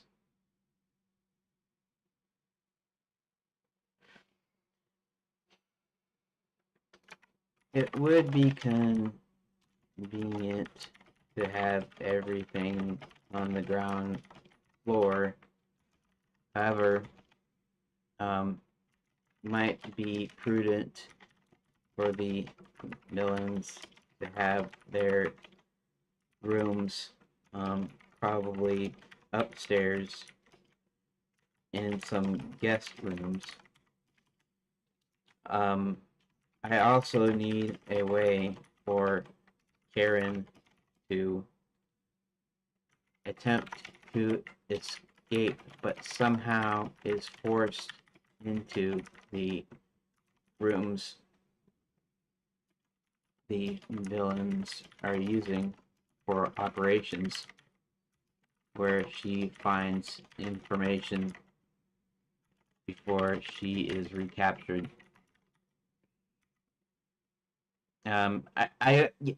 It's okay. So it's a weird thing, right? It seems like a roundabout way of doing it because let's say, okay, so say I am in the cellar and I get out and it goes into the kitchen, and then the kitchen goes into the dining area, behind a door, and the dining area goes into the lobby, and then the lobby, um, then there's the lobby, and then there's stairs or whatever to the rooms upstairs. Of course, now this is a big hotel and this is a resort, so it's going to have many floors. It probably has elevators of some sort. Um, Maybe driven by magic, or maybe just like using the old rope and pulley system kind of thing, where it doesn't actually need power of any sort. Um, okay, so it would not be logical that she would escape, um, that she would try to escape, and then she would escape, and then she wouldn't see the important information. So you have to force a way to do the important information. But those rooms are upstairs, so hence I need to figure out a creative way of doing this that sounds logical, that doesn't seem dumb. It doesn't seem like she decides to go and take a sightseeing tour of the hotel and starts going up the stairs just for the fun of it, especially when she wants to escape, you know. Not logical. She go upstairs when uh, she wants to escape, but I still need her to find that information. So is there a logical way I could force her upstairs? I just thought of something too. Uh, I could force her upstairs in order to try to force her upstairs in which she could find the guest rooms the villains are using.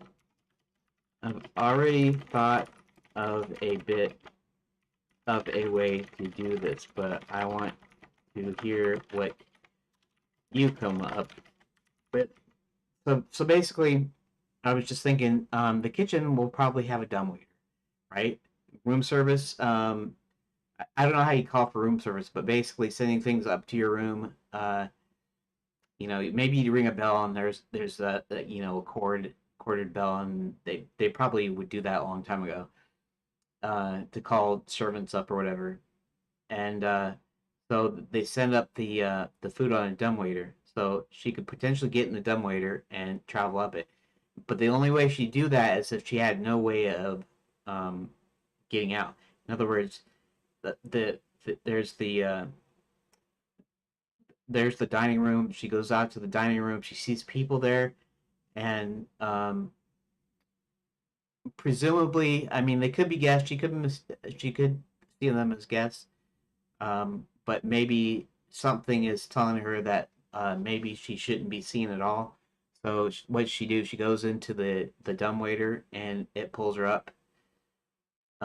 Anyways, I'm gonna see what ChatGPT comes with, and then I'm gonna see what I come up with, and then um, I might still use my own idea, anyways. But we'll see what happens.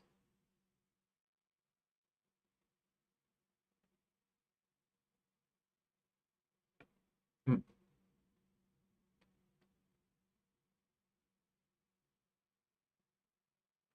okay, and I don't know if I'll write any of this because I really gotta wrap it up here. It says, okay, so this is what I said. It'll be convenient to have everything on the ground floor. However, it might be prudent for the villains to have their rooms, probably upstairs and some guest rooms. I also need a way for Karen to attempt an escape.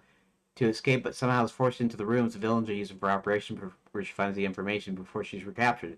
So it's not logical she go upstairs and then wants to escape. When she wants to escape, but I still need her to find the information. So is there a logical way I could force her upstairs when she could find the guest rooms the villains are using? I've already thought of a bit of a way to do this, but I wanted to hear what you come up with. Logical way for Karen to lead Karen upstairs while still staying true to her goal of escaping would be an involved combination. Necessity, surprise, and misdirection. Here's an idea. Uh, Hearing important conversations or plan being discussed, Karen could overhear a conversation between the villains, one of their associates that hints at something important upstairs. For example, she might hear a conversation about a key document being kept in a specific guest room, or one villain discussing a recent secure delivery they received upstairs. Karen, curious and needing to find important information, could be motivated to head upstairs to investigate. Could do that. She overhears something and she goes, this might be something I need to know."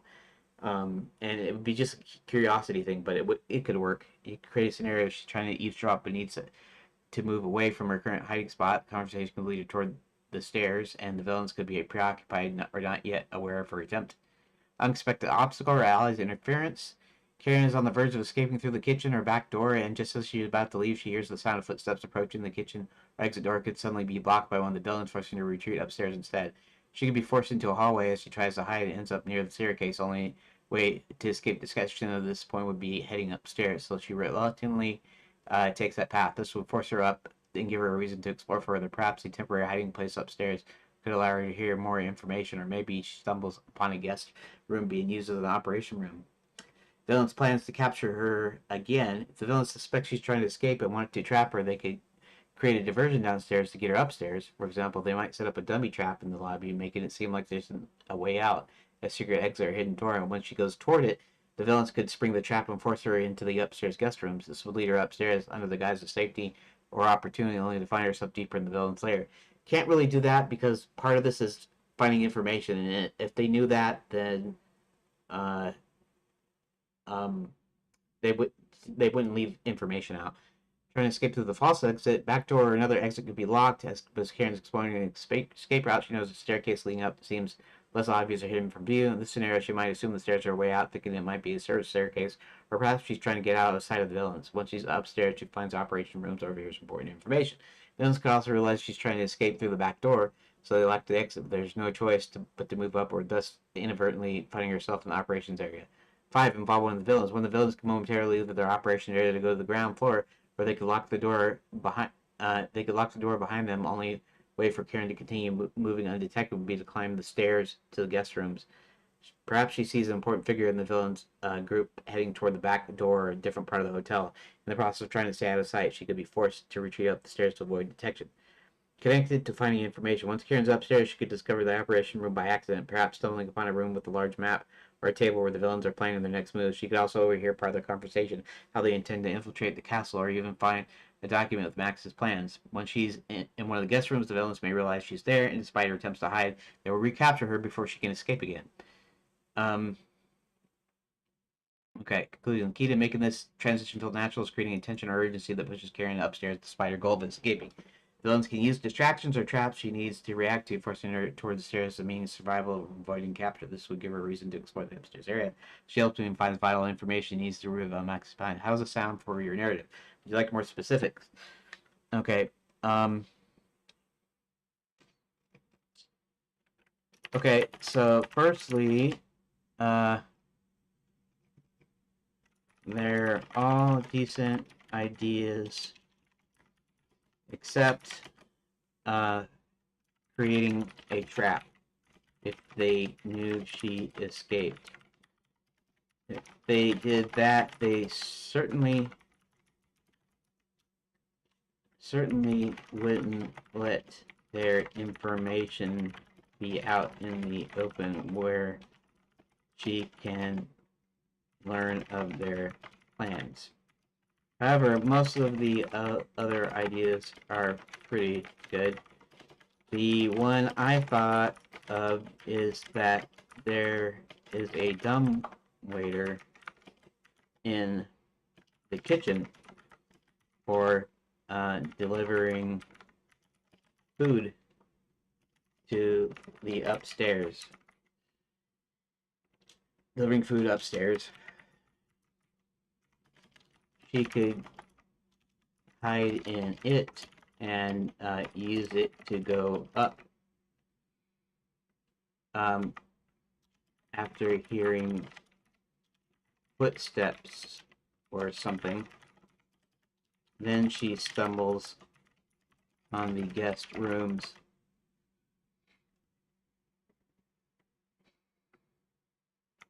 I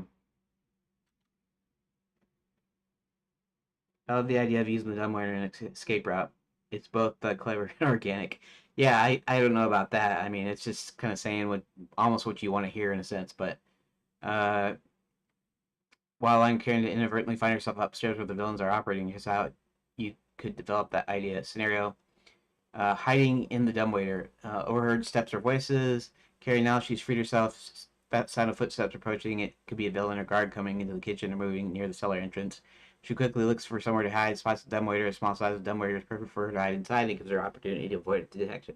While she's hiding in the dumbwaiter, she could overhear part of a conversation about something important. Perhaps the villains discussing their plans for the castle or Max's involvement. That's probably a good idea anyway, so that's probably something I would do. Unexpected riot upstairs. Karen quietly waits inside. The dumbwaiter could be used by the kitchen staff or even a villain working undercover as staff. She's suddenly lifted it. You know what? I didn't think about that. That's funny. It's funny that this came up with it. I mean, it's not that weird. I mean, somebody like if I was telling this to somebody, a person could come up with this too. But it's funny I didn't come up with this. She was going to do it herself, but them having them do it is actually a little bit more clever, and it actually forces her up there. So that actually works. She's suddenly lifted, unexpectedly finding herself moving upward toward a higher floor with no idea where she's heading. As Dumbledore reaches the upper floor, she gets out quietly and finds herself in an unfamiliar hallway with guest rooms. This would be a natural place for her to explore. The Dumbledore could open directly in the hallway or into the service closet, giving her a few moments to adjust and listen for any sounds before making her move. Once upstairs, she wandered the hallway, peeking in the rooms until she finds one that's being used as an operation room. Now, she won't know what she was looking for exactly. She kind of know though, but the room could have matched documents. She might overhear a conversation about the Quicksilver ransom or some other piece of important information that reveals Max's plans. Attention rises as Karen gathers the information. She needs to be careful not to be caught. The villains could realize she's somewhere in the hotel, but not necessarily know exactly where.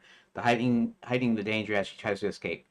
Force recapture. Just as Karen finds crucial information, the villains could reappear, recapturing her before she can fully act on what she's discovered. Threat of recapture could be imminent, especially if she's lingered too long or gets too close to the villains while they discuss things. She may be forced into a situation where she has to flee again or attempt another escape attempt only to be caught before just getting away. Why the dumbwaiter makes sense. Fits the setting. Dumbwaiter makes sense in context of a hotel, especially one with a restaurant or kitchen. Adds that element of intrigue and practicality for moving food or items between floors. Gives her an accidental route upstairs. It doesn't feel forced. She's not deliberately heading upstairs, but she ends up in a place where she can find the information. Allows for tension. Okay, how could this play out? Karen escapes from the ropes, hides to avoid detection, overhears footsteps, quickly hides in dumbwaiter, waiting for danger to pass. Dumbwaiter goes up to the second floor. Karen exits into the hallway of the guest rooms, just used by the villains. Karen stumbles upon a room with important information, overhears a conversation. She's about to act on this information. The villains realize she's somewhere in the hotel and recapture her, ending the sequence with a cliffhanger or dramatic confrontation. Gives you nice. Actually, I like this. I like this a lot. But I had not thought the dumb waiter would be used by someone else. I thought she would manage to pull herself up just for escaping. I do like the idea of her not doing it herself because it's taking her away from her objective, which at this point is escape.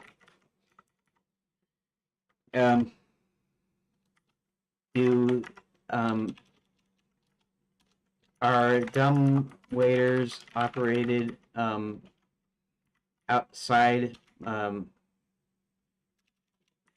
outside where they wouldn't see her if she's in there? That's a question because I don't know how dumb waiters actually work. I just know that they're yeah.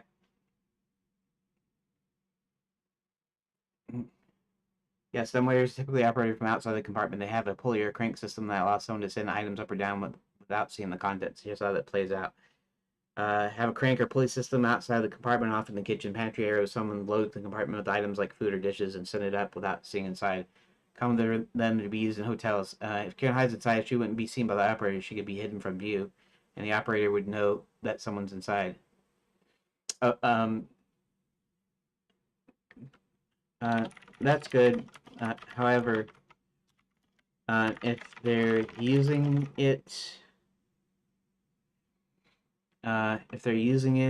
wouldn't they see her when they open it up?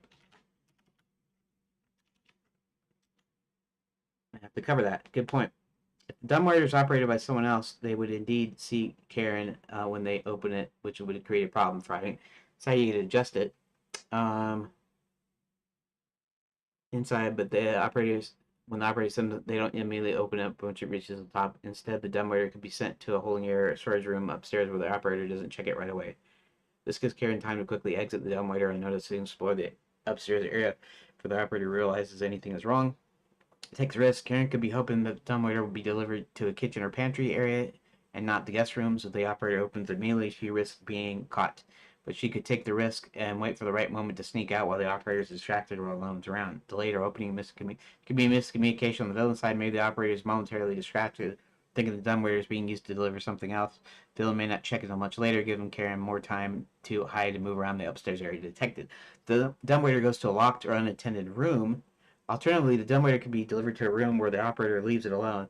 This gives Karen a bit of breathing room. She can sneak out, but she might still need to hide and listen to any sounds, preparing for when she finds the information that has to make her escape again. In this case, you still maintain the idea of unintentionally being taken upstairs, but you can add some extra suspense with the timing of the reveal. Maybe I need to go now, so I will. I need to go now, so I will.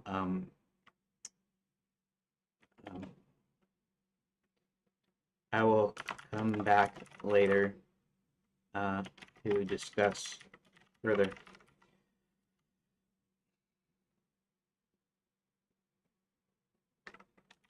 Thank you. The AI looks forward to hearing more about my game later. Ooh. Yeah, sure, right. Okay. Oh, look at I'm still on my desktop. Awesome. Here, let's just switch to here. Okay, I gotta wrap it up. It's like 5 o'clock now, or just almost 5 o'clock. Uh, what's good, buddies? Um, I'm. How come I put it in here? It's still not working. Why is this not working? I'm about ready to wrap up now. Okay. Just because I saw somebody chat in there. So that's kind of cool though. Anyways, so yeah. Thanks for let's stop the recording. Thanks for watching or listening, and I guess I still have a lot more story to write. I still got to continue to write the story, but maybe next week I'll split it up to where I'm actually still doing some other kind of work. So you're not just it's not just me like coming up with story. Not that I don't want you to see it or whatever, or that I don't want to document it. It's just um, maybe you would like to see some other kind of progress because there's so many different things in this game that I can be doing. Right now it's just text, so it'd be just adding rooms and stuff or breaking it down or whatever. But yeah, so we'll see you next week. Tomorrow, if there's something doesn't happen or something I don't have to do tomorrow, I'll probably try to be editing I'm working on my second update video, and we'll see if I can try to get that locked down, and then maybe who knows, maybe I can get more of the update videos edited because using the fast motion, the time lapsing, and just explaining what I'm doing should be fairly quick. So we'll see. So hopefully I'll see you tomorrow if you're interested in me editing using Blender's video sequence editor. And thanks for watching and thanks for listening, and I'll see you tomorrow.